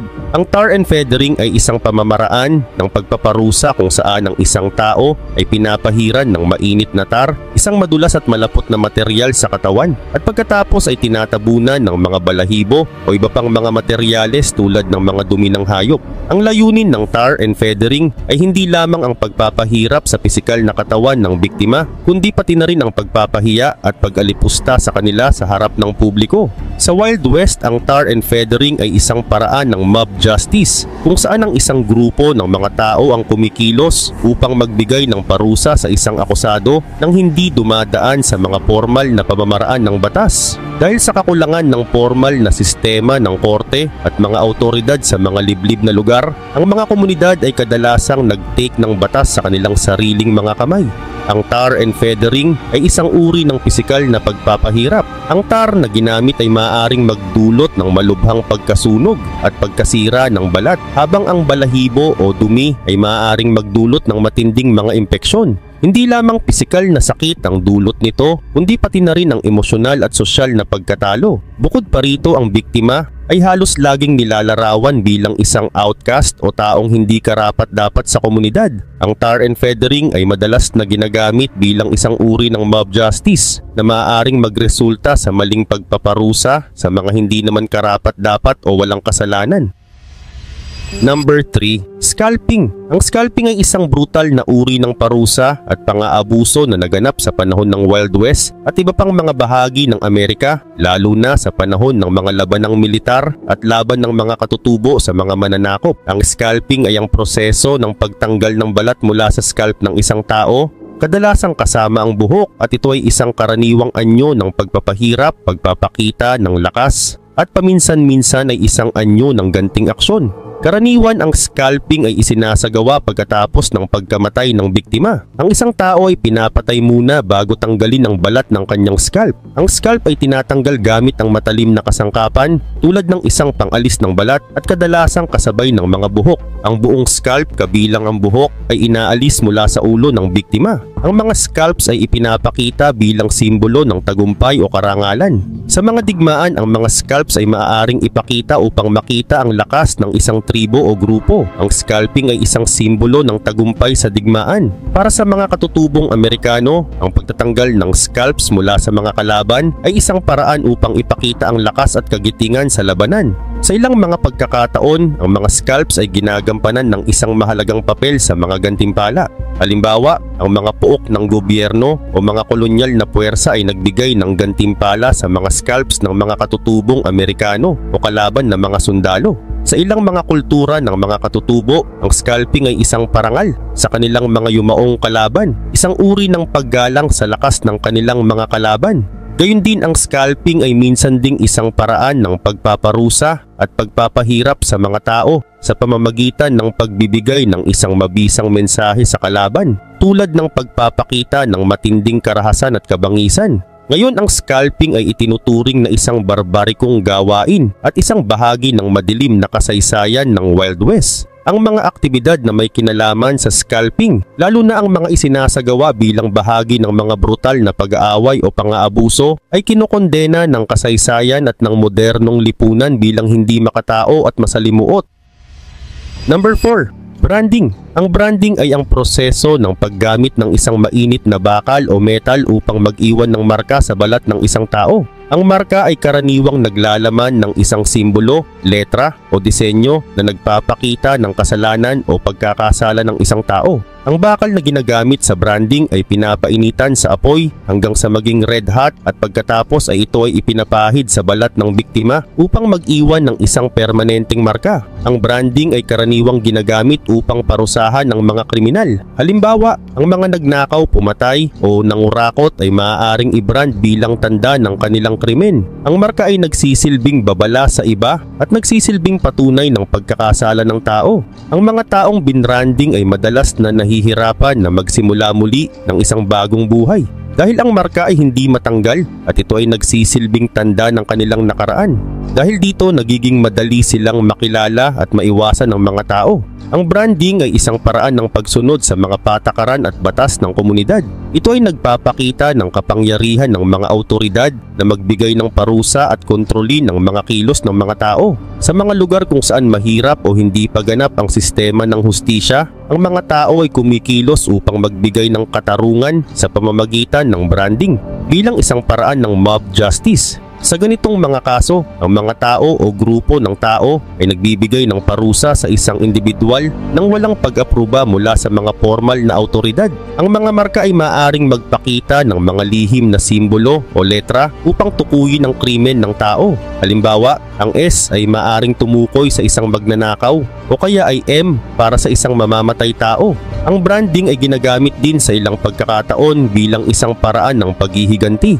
Halimbawa, kung ang isang tao ay inakusahan ng hindi pagkakaroon ng paggalang sa mga lokal na patakaran o ng pagtataksil sa komunidad, maaari silang i-brand upang magpakita ng mga parusa laban sa kanila. Sa kasalukuyan, ang branding ay itinuturing na isang hindi makatao at hindi makatarungang parusa. Ang mga ganitong uri ng brutal na pagpaparusa ay hindi lamang nakakasakit ng pisikal, kundi nagdudulot din ng mga pangmatagalang epekto sa kalusugan at kalagayan ng biktima. Ang mga kasaysayan ng branding sa Wild West ay isang madilim na bahagi ng kasaysayan ng Amerika at isang paalala ng mga malupit na sistema ng hustisya ng nakaraan. Number 5, the Spanish Tickler. Ang Spanish Tickler ay isang kasangkapan na binubuo ng isang matigas at matalim na bakal na may mga hawakan at mga pangil. Nakahawig ng mga pangil ng isang arachnid o mga spider, kaya tinawag din itong Iron Spider. Ginagamit ito upang kusang sugatan ang balat at mga kalamnan ng biktima na nagdudulot ng matinding sakit at pagkasira ng katawan. Karaniwan ang kasangkapan ay may mga matutulis na pangil na parang mga claws na inilalapat sa katawan ng biktima. Karaniwang tinatarget nito ang mga sensitibong bahagi ng katawan tulad ng likod, tiyan o mga braso at binti. Dahil sa matutulis na pangil ng Spanish Tickler, ang balat ng biktima ay nagsusugat at nagdurugo. Ang mga sugat na dulot ng kasangkapang ito ay hindi lang basta pagkawasak ng balat, kundi nagdudulot ng mga malalalim na pinsala sa mga kalamnan na nagpapalala sa sakit. Ang layunin ng paggamit ng Spanish Tickler ay magdulot ng matinding pisikal na pagpapahirap. Hindi ito isang mabilisang parusa, kundi isang proseso ng matagal na torture na nagpapapait sa biktima na kadalasang ginagamit upang pilitin ng tao na magsalita o magbigay ng impormasyon. Halimbawa, sa kaso ng interogasyon o bilang parusa sa kanilang mga kasalanan. Sa kabuuan, ang Spanish Tickler ay isang halimbawa ng brutalidad at kalupitan sa panahon ng Wild West. Ang ganitong mga parusa ay nagpapakita ng matinding kalupitan sa mga biktima at nagsisilbing isang paalala ng madilim na aspeto ng kasaysayan ng mga mob justice at mga hindi formal na parusa. Sa kasalukuyan, ang ganitong uri ng pagpaparusa ay itinuturing na hindi makatao at labag sa mga karapatang pangtao. Number 6, the Firing Squad. Ang Firing Squad ay isang pamamaraan ng pagpaparusa na kinasasangkutan ng isang grupo ng mga tao, karaniwan ng mga sundalo o miyembro ng komunidad na nakatarget sa isang nahatulang kriminal o traidor. Sa isang firing squad, ang mga miyembro ng squad ay sabay-sabay na nagpapaputok ng kanilang mga armas patungo sa target at ang layunin ay ang mabilis na pagkamatay ng biktima. Karaniwan ang mga nahatulan ng kamay ng batas o death penalty ay mga kriminal o traidor tulad ng mga magnanakaw, mamamatay tao o mga taong itinuturing na kalaban ng komunidad o gobyerno. Ang mga nahatulang tao ay inihahanda para sa kamatayan sa pamamagitan ng firing squad. Sa mga kasong ito, isang maliit na grupo ng mga tao, kadalasan 5 sundalo o tao mula sa komunidad, ang itatalaga upang magsagawa ng parusa. Lahat sila ay magkakaroon ng baril, ngunit ang isang miyembro ng firing squad ay maaaring magtaglay ng isang blankong bala upang hindi nila malaman kung sino sa kanila ang aktual na pumatay. Ang mga miyembro ng firing squad ay nakatayo ng ilang talampakan mula sa biktima at sabay-sabay nilang ipapaputok ang kanilang mga armas sa tanging target, ang puso o dibdib ng biktima, upang mabilis itong ikamatay ng tao. Ang mga bala ay kadalasang magdudulot ng instant death o matinding pinsala sa loob ng katawan ng biktima. Ang layunin ng firing squad ay upang magdulot ng mabilis na kamatayan. Karaniwan, ang mga bala ay tumatama sa mga pangunahing organ tulad ng puso, kaya't mabilis ang pagkamatay. Sa mga bihirang pagkakataon, kung ang biktima ay hindi agad namatay, maaaring lumapit ang isang opisyal ng hukbong sandatahan upang tiyakin ang kamatayan sa pamamagitan ng pagpapaputok ng pangwakas na bala. Bagamat ito ay kilala sa Wild West, ang firing squad ay hindi lamang limitado sa Amerika. Ginamit din ito sa maraming bahagi ng mundo bilang isang uri ng capital punishment. Halimbawa, ito ay ginagamit sa mga bansang tulad ng China, North Korea at Somalia bilang isang opsyon sa pagpaparusa sa mga itinuturing na kriminal. Sa kasalukuyan, ang firing squad ay itinuturing na isang hindi makatarungan at hindi makatao na paraan ng pagpaparusa. Bagamat meron pa ring ilang mga lugar kung saan ginagamit ito bilang parusa, maraming bansa na ang nag-aabandona sa ganitong uri ng kamatayan dahil pabor sa mga mas makatao at modernong paraan tulad ng lethal injection. Number 7. Ear cropping and nose slitting. Ang ear cropping at nose slitting ay brutal na mga pamamaraan ng parusa na ginamit noong panahon ng Wild West bilang bahagi ng panlipunan at legal na pamamalakad. Karaniwang iniuugnay ang mga ito sa pisikal na pagpaparusa upang magdulot ng kahihiyan, takot at sakit, at kadalasang ipinapataw sa mga taong nahatulang nagkasala sa mga krimen tulad ng pagnanakaw, pagtataksil o iba pang anyo ng paglabag sa batas. Ang ear cropping ay ang pagputol o pagbawas ng tenga bilang parusa. Sa maraming kaso, isang bahagi lamang ang tinatanggal, ngunit sapat ito upang mag-iwan ng permanenteng marka. Ang nose slitting naman ay ang pagsugat o paghiwa sa ilong. Karaniwang may layuning sirain ang anyo ng tao bilang bahagi ng parusa. Madalas itong nag-iiwan ng kapansanan o hindi magandang hitsura. Ang ear cropping at nose slitting noong Wild West ay sumasalamin sa madilim na aspeto ng panahong iyon, kung saan ang karahasan ay naging isang pangunahing instrumento ng hustisya. Bagamat ito ay epektibong paraan ng pagpapatahimik at pagkontrol, ipinapakita rin nito ang limitadong pananaw ng tao noon ukol sa karapatan at dignidad ng bawat individual. Ngayon, ang ganitong mga practice ay pinapalitan na ng makabago at makatarungang paraan ng paglutas sa mga krimen. Number 8. Flogging or whipping. Ang flogging o whipping ay isang pisikal na parusa kung saan ang isang tao ay hinahampas ng malupit gamit ang latigo, pamalo o iba pang katulad na kasangkapan sa katawan.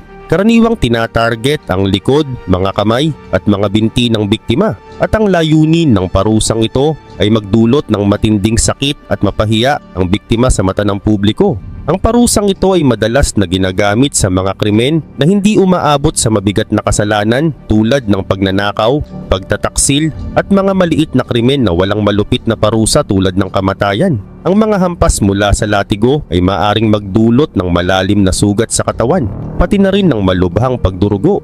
Ang sakit na dulot ng flogging ay hindi lamang pisikal kundi emosyonal din, lalo na kung ito ay isinasagawa sa harap ng publiko. Sa mga malupit na flogging, ang mga sugat ay maaaring magdulot ng malubhang pinsala sa katawan. Ang mga sugat ay maaari ring magdulot ng impeksyon, permanenteng peklat at pagkaimpotensya sa mga biktima. Dahil ang flogging ay madalas na isinasagawa sa harap ng publiko, ito ay nagdudulot ng kahihiyan at pagkawala ng dignidad sa biktima. Sa ilang mga kaso, ang mga biktima ay maaaring mawalan ng timbang o respeto mula sa kanilang komunidad pagkatapos ng kanilang parusa. Ang flogging ay kadalasang isinasagawa sa ilalim ng konsepto ng mob justice sa mga lugar na walang maayos na sistema ng hustisya. Sa mga pagkakataon ng mob justice, ang mga tao mismo o ang lokal na autoridad ay nagdedesisyon kung anong parusa ang ipapataw sa mga nagkasala, at madalas ay pinipili nila ang flogging bilang isang mabilis at madaliang solusyon. Ang flogging ay ginagamit din bilang parusa para sa mga itinuturing na mga kaaway o mga traidor laban sa kanilang mga komunidad o sa gobyerno. Halimbawa, ang mga Confederate sympathizers o mga rebelde ay maaaring maparusahan ng flogging bilang bahagi ng mga paghihiganti ng gobyerno ng Union.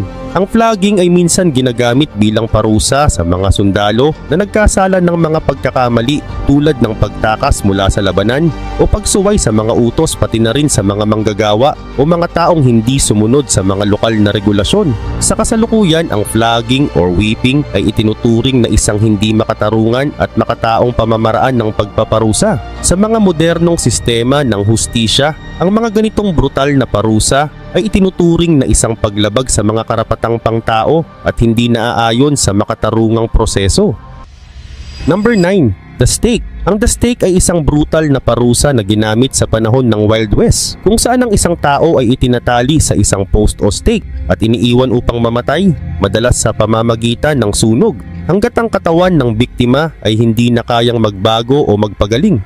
Ang parusang ito ay karaniwang ipinapataw sa mga tao na itinuturing na mga malupit na kriminal, mga taksil o mga kaaway ng komunidad. Ang stake punishment ay madalas na isinasagawa ng mga mob o autoridad sa mga lugar kung saan walang sapat na sistema ng hustisya. Ang mga nahatulan ng malupit na kasalanan tulad ng pagpatay, pagtataksil, pagnanakaw o mga krimen na itinuturing ng komunidad na hindi katanggap-tanggap ay maaaring maparusahan sa pamamagitan ng stake. Minsan ito ay ipinapataw sa mga hindi tumalima sa batas o mga kasapi ng isang grupo na itinuturing na kaaway ng mga naninirahan. Karaniwan ito ay isang pampublikong parusa, kaya ang mga tao sa komunidad ay maaaring tumangkilik at tumingin sa pagpaparusa ng biktima. Sa mga pagkakataon, ang stake ay ginagamit bilang isang paraan ng public execution kung saan ang biktima ay iiwan upang magdusa. Sa ilang mga kaso, ang biktima ay babalutan ng kahoy at susunugin ng buhay, kaya't sila ay nasusunog habang nakatali sa post. Ang matinding sakit mula sa pagkasunog ay nagdudulot ng pagkaunti o pagkawala ng kamalayan sa biktima bago tuluyang mawalan ng buhay. Ang layunin ng stake ay hindi lamang upang pahirapan ng biktima, kundi upang magsilbing babala sa iba. Ang parusang ito ay ipinapakita upang ipakita ang kapangyarihan at autoridad ng komunidad sa mga hindi sumusunod sa mga alituntunin at batas. Sa kasalukuyan, ang the stake at mga katulad nitong brutal na parusa ay itinuturing na isang paglabag sa karapatang pantao at hindi katanggap-tanggap sa mga modernong sistema ng hustisya. Ang mga ganitong uri ng parusa ay itinuturing na hindi makatarungan at ang mga kasalukuyang sistema ng hustisya ay nagsusumikap upang mapanatili ang makatarungan at makataong proseso ng pagpaparusa. Number 10. Drowning in a barrel. Ang drowning in a barrel ay isa pang brutal na parusa na ginamit sa panahon ng Wild West, kung saan ang isang tao ay pinipilit na malunod sa loob ng isang malaking barrel. Karaniwang ginagamit ang parusang ito sa mga itinuturing na kriminal o mga taong hindi sumusunod sa mga lokal na batas. Ang parusang ito ay bahagi ng mob justice o vigilante justice, kung saan ang mga miyembro ng komunidad ay hindi na umaasa sa isang formal na sistema ng hukuman, kundi sa mga brutal na pamamaraan upang magparusa sa mga hindi sumusunod sa kanilang mga alituntunin. Ang mga biktima ng drowning in a barrel ay kadalasang mga taong nahatulan ng mga maliit na krimen o mga gawaing itinuturing na nakakasama sa komunidad tulad ng pagnanakaw, pagtataksil o iba pang uri ng hindi pagsunod sa mga lokal na batas. Minsan ginagamit din ang parusang ito sa mga taong pinaghihinalaan o itinuturing na kaaway ng komunidad o ng mga may kapangyarihan. Ang biktima ay ilalagay sa isang malaking barrel. Minsan ang biktima ay pipiliting umupo o tumayo sa loob ng barrel habang ang barrel ay puno ng tubig o kaya naman ay magiging saksi ang iba sa kanilang pagpapahirap. Upang maisakatuparan ng parusa, ang barrel ay punong-puno ng tubig. Ang layunin ay ipilit ang biktima na malunod o magdusa sa pamamagitan ng kakulangan sa hangin. Ang biktima ay maaring maipit sa loob ng barrel at hindi makalabas. Sa ilang kaso, ipinagpapaliban ang pagkakalunod sa biktima, kaya't sila ay naiwan ng ilang oras sa tubig hanggang sa magsimulang magdusa at mawalan ng malay. Ang drowning in a barrel ay kadalasang isinasagawa sa harap ng publiko, kaya't ang layunin ng parusang ito ay hindi lamang magdulot ng pisikal na pagpapahirap, kundi upang magbigay ng public humiliation sa biktima. Ang buong komunidad ay magiging saksi sa kanilang pagpaparusa. Ang drowning in a barrel ay unti-unting nawala sa mga pamamaraan ng parusa sa Wild West, kasunod ng paglago ng mga formal na sistema ng hukuman at batas sa mga lugar na iyon. Habang ang mga komunidad ng Wild West ay kadalasang walang mga formal na hukuman o mga ahensya ng pagpapatupad ng batas, ang mga parusang ito ay nagsilbing isang paraan upang mapanatili ang kaayusan sa pamamagitan ng malupit na pagkilos. 15 malulupit na bilangguan na may pinaka-nakakatakot na parusa. Welcome sa Arvin Polo TV. Ang kulungan ang nagsisilbing tirahan ng mga taong nakakagawa ng mga krimen. Dito sila ipinipiit upang maiwasan na makagawa sila ng iba pang mga masasamang gawain. Siguro ay madalas mo ding marinig sa mga balita ang tungkol sa mga mararahas na kulungan sa buong mundo. Matindi ang mga kondisyon sa loob ng mga selda nito at paniguradong hindi mo gugustuhing makapunta dito. Pero bakit kaya itinuturing na malupit ang mga bilangguan na ito? At sa video ngang ito ay aalamin natin kung ano-ano nga ba ang 15 na mga malulupit na bilangguan sa mundo. Kaya naman simulan na natin. Number 1, Black Dolphin Prison. Ang Black Dolphin Prison ay matatagpuan sa Orenburg Oblast, Russia. Ito ay isa sa mga pinakamatinding bilangguan sa mundo. Dito ikinukulong ang mga pinakadelikadong kriminal sa Russia, gaya ng mga serial killer, terorista at cannibal. Itinatag ito noong panahon ng Russian Empire at kilala sa pagiging malupit. Pagdating sa Black Dolphin, ang mga bilanggo ay kailangang lumuhod. Nakapiring ang kanilang mga mata para hindi nila makita ang loob ng bilangguan upang maiwasan ang anumang pagtakas. Samantala, ang araw-araw na buhay sa bilangguan ay napakahirap. Ang mga bilanggo ay nakakulong sa kanilang mga selda sa loob ng 23 hours kada araw at may 1 oras lang para nag-exercise sa isang maliit na courtyard. Ang mga selda ay may 2 bakal na pinto kaya napakahirap makatakas mula dito. Wala silang gamit maliban sa isang bakal na kama na tinutupi tuwing umaga. Gayun din, napakahigpit ng disiplina sa Black Dolphin. Ang mga guard ay laging nagbabantay, maging sa araw man o gabi. Malupit ang parusa kahit sa maliliit na paglabag sa patakaran. Lahat ng galaw ng mga bilanggo ay binabantayan. Ang pagkain nila ay tinapay at sabaw lang at kakaunti lang ang medical services. Ang Black Dolphin Prison ay simbolo ng matinding punishment system sa Russia at hanggang ngayon ay kinatatakutan ito ng lahat ng kriminal sa Russia. Ang amoy at dumi ay nagdadagdag naman sa sakit at infection na kumakalat sa loob ng bilangguan. Number 3, Butyrka Prison. Ang Butyrka Prison sa Russia o kilala rin bilang Butyrskaya Churma ay isa sa pinakamatandang bilangguan sa bansa. Matatagpuan ito sa Moscow at itinayo noong 1771. Kilala ito sa matinding kalupitan at parusa. Ang bilangguan na ito ay naging tahanan ng iba't ibang uri ng bilanggo, mula sa mga political inmates hanggang sa mga criminals. Napakasikip ng mga selda rito na madalas puno ng tao. Dahil dito ay maraming bilanggo ang nagkakasakit at namamatay. Halos walang kalinisan sa loob at kulang ang pagkain. Madalas ding hindi pinapansin ang kalagayan ng mga bilanggo. Kaugnay din nito, isa sa mga kilalang parusa sa Butyrka ay ang death row. Dito ay ikinukulong ang mga bilanggo sa mga selda na walang sapat na hangin at liwanag.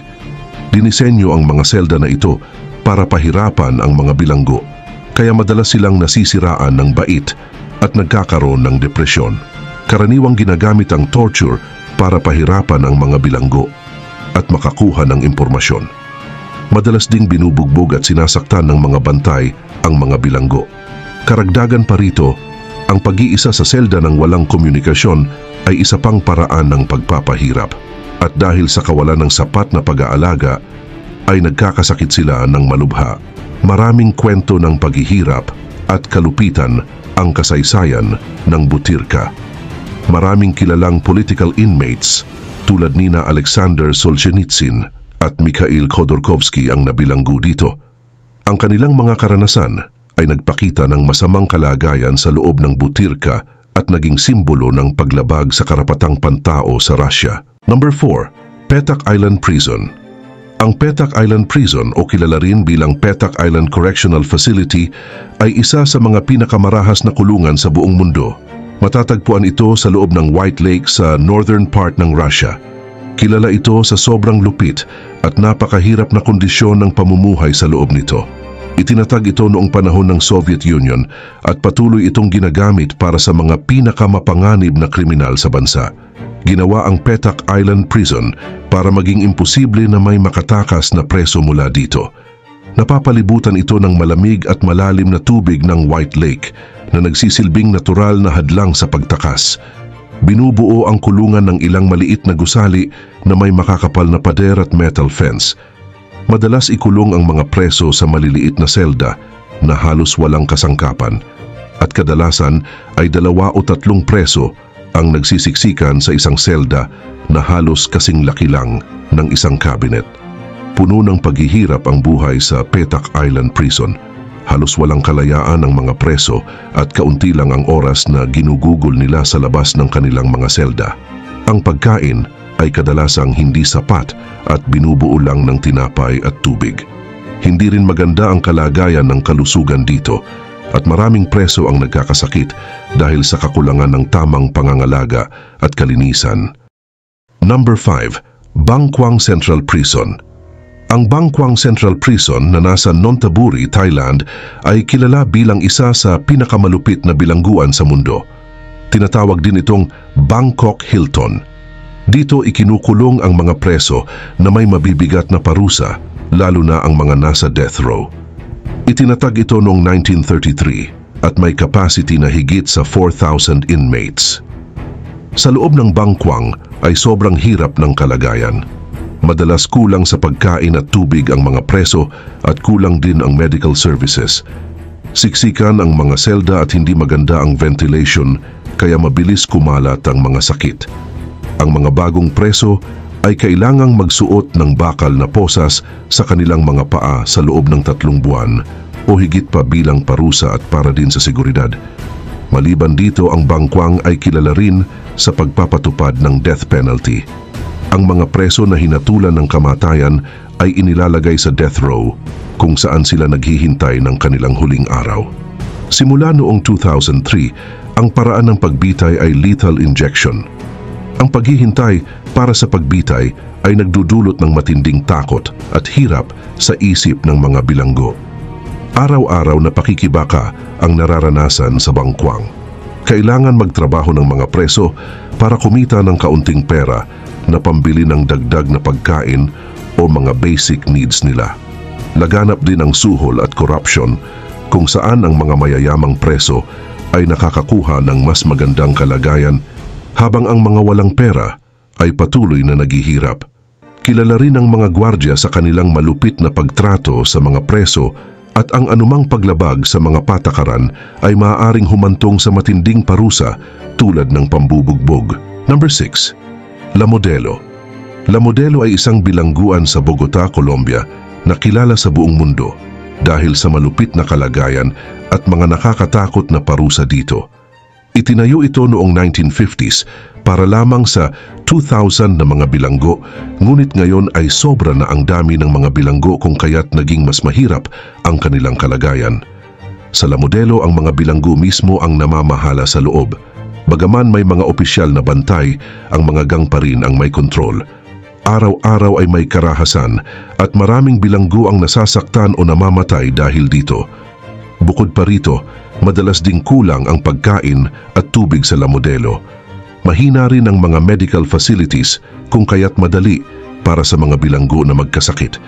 At dahil sa kakulangan ng space ay marami sa kanila ang natutulog sa sahig. Ang kalagayan dito ay puno ng hirap at takot.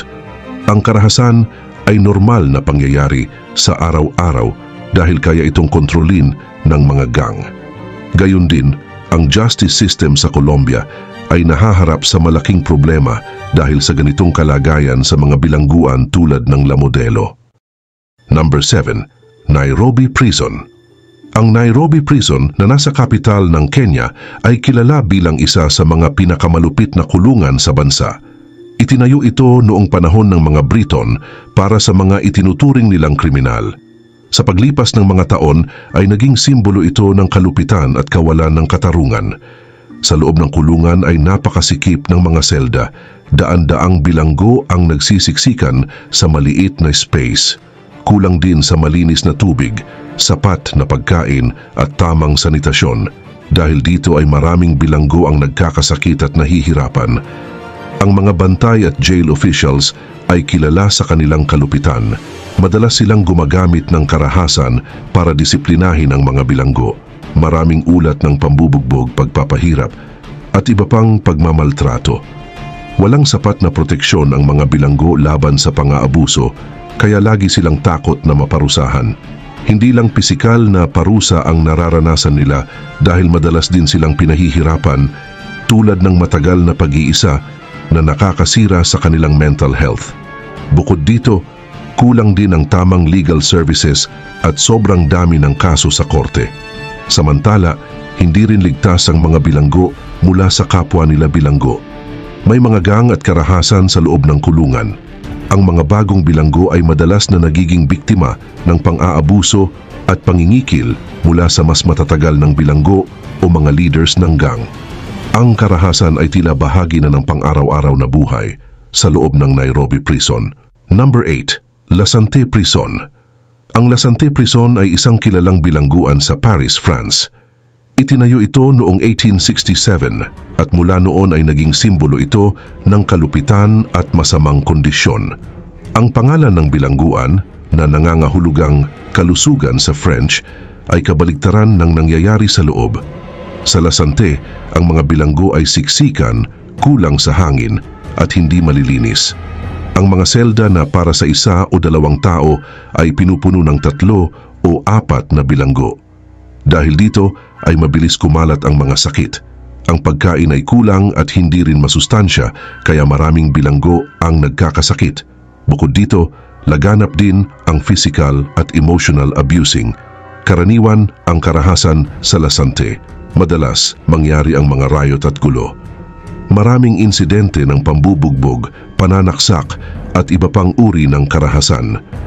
Ngunit sa halip na pigilan ito ay madalas pang maging bahagi ng problema ang mga bantay. Gumagamit sila ng kalupitan para magpanatili ng kaayusan. Samantala, ang pagkakakulong sa Lasante ay hindi lang physical punishment, kundi pati na rin pagsubok sa emosyon ng mga bilanggo. Ang pag-iisa na ginagamit bilang parusa ay nagdudulot ng matinding depression, pagkabalisa at iba pang mental problems. Maraming bilanggo ang nawawalan ng pag-asa at may mga kaso pa nga ng pagpapakamatay. Number 9. Hualo Prison. Ang Hualo Prison na tinatawag ding Hanoi Hilton ay isang kilalang kulungan sa Vietnam na itinayo ng mga French noong 1896 para sa mga Vietnamese na lumalaban sa kanilang pamamahala. Kilala ang kulungan na ito sa kalupitan at hindi makataong pagtrato sa mga bilanggo. Dinisenyo ito para sa 450 na mga bilanggo, ngunit madalas na may mahigit 2,000 na nakakulong dito. Ang mga selda ay maliit at halos walang ventilation, kung kaya't nagiging mainit at kulang sa sariwang hangin. Ang pagkain ay kadalasang bulok at kulang sa nutrisyon na nagdudulot ng malnutrition at iba't ibang sakit. Samantala, madalas ding sinasaktan at pinapahirapan ng mga bantay ang mga bilanggo. May mga ulat din ng torture tulad ng paglalagay ng mga kahoy na pamalo sa ilalim ng mga kuko ng bilanggo. Dagdag pa rito, noong Vietnam War ay ginamit ng mga Northern Vietnamese ang Hualo bilang kulungan para sa mga American soldiers na nahuli sa labanan. Ang mga bilanggo dito ay nakaranas ng physical at mental torture. Madalas rin namang tinututukan ng baril, sinasaktan at pinipilit na umamin o magbigay ng impormasyon ang mga sundalo. Bukod dito, ang mga kondisyon sa Hualo ay nagdulot din ng long-term effects sa mga nakaligtas. Number 10. Maracaibo National Prison. Ang Maracaibo National Prison o kilala rin bilang Sabanita Prison ay isa sa pinakamalupit na bilangguan sa Venezuela. Matatagpuan ito sa lungsod ng Maracaibo sa Zulia State. Itinayo ito noong 1958 para sa 700 na mga bilanggo. Pero sa huling mga taon ay naglalaman ito ng higit sa 3,700 na mga bilanggo. Dahil dito ay nagkaroon ng kakulangan sa space, pagkain at mga pangunahing pangangailangan, kung kaya't napakahirap ng kalagayan sa loob. Kaugnay nito, isa sa mga dahilan kung bakit itinuturing na malupit ang Maracaibo National Prison ay dahil halos walang kontrol ang mga autoridad dito. Ang mga gang ng mga bilanggo ang siya ring namamahala at nagdedesisyon sa loob. Karaniwan din ang karahasan sa pagitan ng mga gang na nagreresulta sa maraming pagkamatay at pagkapinsala. At noong 2013 ay nagkaroon ng madugong riot na ikinamatay ng 16 na mga bilanggo at ikinasugat ng marami. Samantala, ang isa pang malaking problema sa bilangguan ay ang kakulangan ng sapat na pangangalaga sa kalusugan. Maraming bilanggo ang nagkakasakit at hindi nabibigyan ng tamang lunas. Marumi rin ang kondisyon sa loob at ang kakulangan ng malinis na tubig at tamang sanitasyon ay nagdudulot ng mabilis na pagkalat ng mga sakit. Ngunit madalas ring gutom at naghihirap ang mga bilanggo araw-araw. Maliban dito, ang korupsyon ay isa pang malaking issue sa Maracaibo National Prison. Maraming ulat na nagsasabing ang mga bantay ay kasangkot sa iligal na gawain tulad ng pagpupuslit ng droga at armas sa loob. Tumatanggap din ang mga bantay ng suhol mula sa mga bilanggo upang magbigay ng pabor o huwag makialam sa iligal na gawain ng mga gang. Number 11. Montelupich Prison. Ang Montelupich Prison sa Poland ay kilala bilang isa sa pinakamalupit na bilangguan noong World War II. Itinayo ito noong 1905 at ginamit ng mga Nazi at Polish Communist para takutin at pahirapan ang mga tao. Matatagpuan ito sa Krakow at naging lugar ng matinding paghihirap para sa maraming bilanggo. Samantala, noong panahon ng mga Nazi, ang Montelupich Prison ay naging lugar kung saan ikinulong at pinahirapan ang mga lumalaban sa regime, mga Hudyo at iba pang kalaban ng mga Nazi. Ang mga bilanggo ay dumaan rin sa matinding paghihirap tulad ng pambubugbog, pagpapahirap gamit ang kuryente at iba pang physical at psychological punishment. Layunin ng mga Nazi na makakuha ng impormasyon at sirain ang loob ng mga kalaban. Ang mga selda ay masikip, marumi at puno ng mga may sakit at gutom. Araw-araw, ang mga bilanggo ay nakikipaglaban para mabuhay, kung kaya't marami ang namatay dito. Subalit pagkatapos ng digmaan, nang ang pamahalaan na ng mga Polish Communist ang namumuno, ay nanatili pa rin bilang lugar ng takot at kalupitan ang Montelupich Prison. Ginamit ito ng mga Communist Authority para supilin ang kanilang mga kalaban at sino mang itinuturing na banta sa kanilang kapangyarihan. Ang mga dating miyembro ng Polish Home Army at iba pang anti-communist group ay ikinulong rin dito. Ang kanilang karanasan ay halos katulad din ng sa panahon ng mga Nazi. Number 12. Pulicharki Prison. Ang Pulicharki Prison ay isang kilalang bilangguan sa silangan ng Kabul, Afghanistan. Itinayo ito noong 1970s at kayang maglaman ng libu-libong bilanggo. Kilala ang lugar na ito dahil sa sobrang kalupitan at matinding pagpapahirap sa mga nakakulong.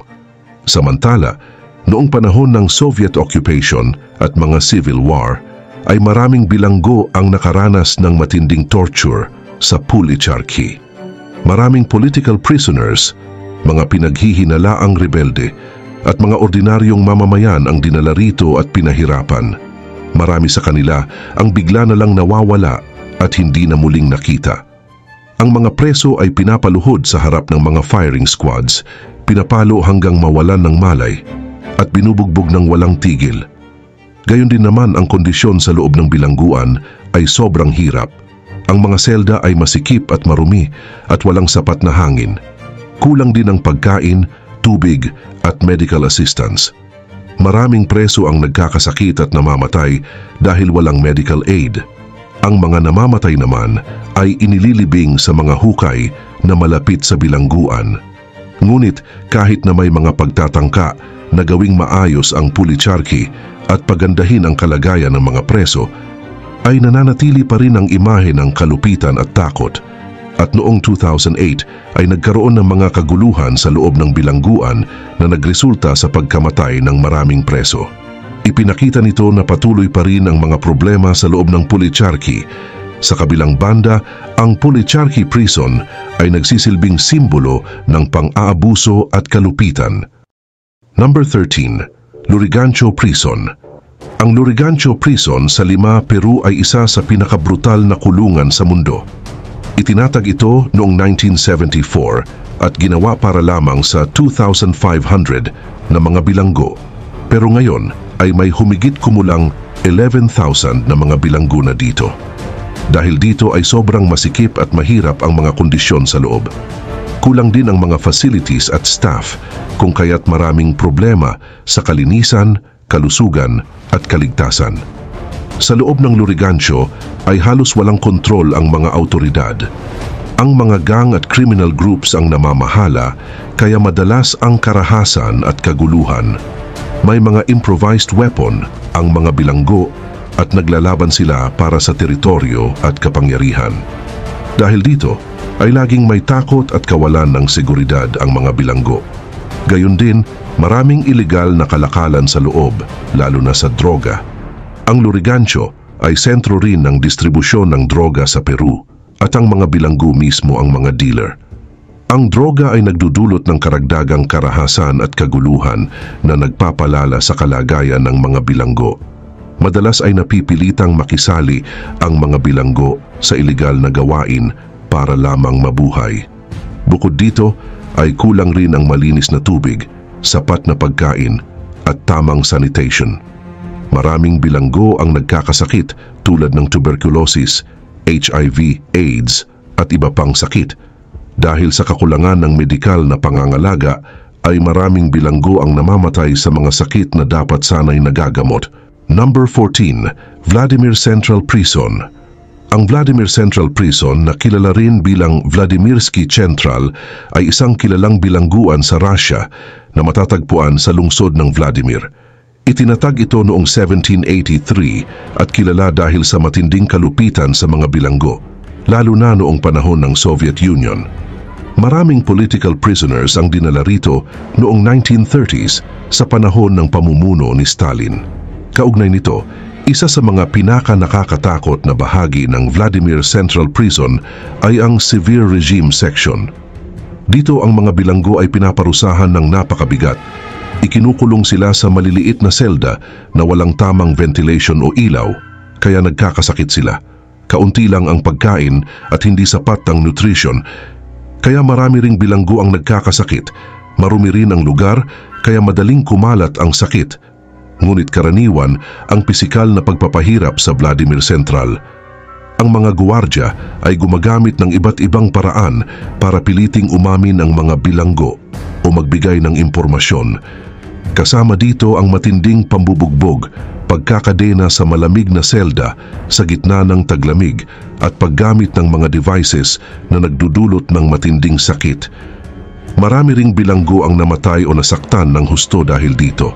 Maliban dito, apektado rin ang mental health ng mga bilanggo sa Vladimir Central. Dahil sa sobrang kalungkutan at kawalan ng komunikasyon sa labas, ay nagkakaroon sila ng depression at iba pang problema sa pag-iisip. Maraming bilanggo ang nakakaranas ng hallucinations at delusions dahil sa matinding stress at kakulangan sa tulog. Number 15, Stanley Prison. Ang Stanley Prison sa Hong Kong ay isa sa mga pinakakilalang bilangguan at isa rin sa pinakabrutal sa mundo. Itinayo ito noong 1937 at isa sa pinakamatanda at pinakamalaking bilangguan sa Hong Kong. May capacity ito na umaabot sa humigit kumulang 1,500 na mga bilanggo. At karamihan sa kanila ay nakagawa ng mabibigat na krimen tulad ng pagpatay, panggagahasa at drug smuggling. Gayon din, ang buhay sa Stanley Prison ay napakahirap. Ang mga bilanggo ay mahigpit na binabantayan at nakatira sa masikip na mga selda na kadalasan ay kulang sa hangin. Ang bawat selda ay may 2 hanggang 3 bilanggo kung kaya't kulang na kulang ang space. Nagdudulot ito ng stress at madalas ay kaguluhan at karahasan sa loob ng bilangguan. Dagdag pa rito, ang disiplina sa Stanley Prison ay napakahigpit. Ang mga gwardya ay gumagamit ng iba't ibang parusa para mapanatili ang kaayusan. Ang mga bilanggo na lumalabag sa mga patakaran ay pinaparusahan ng physical punishment tulad ng pagkakulong ng mag-isa sa isang maliit at madilim na selda sa loob ng mahabang panahon. Sa solitary confinement ay walang liwanag ng araw o pakikipag-usap sa iba, kung kaya't mas nagiging mahirap ang kanilang kalagayan. Bukod sa physical punishment, ang mga bilanggo sa Stanley Prison ay nakakaranas din ng matinding psychological torture.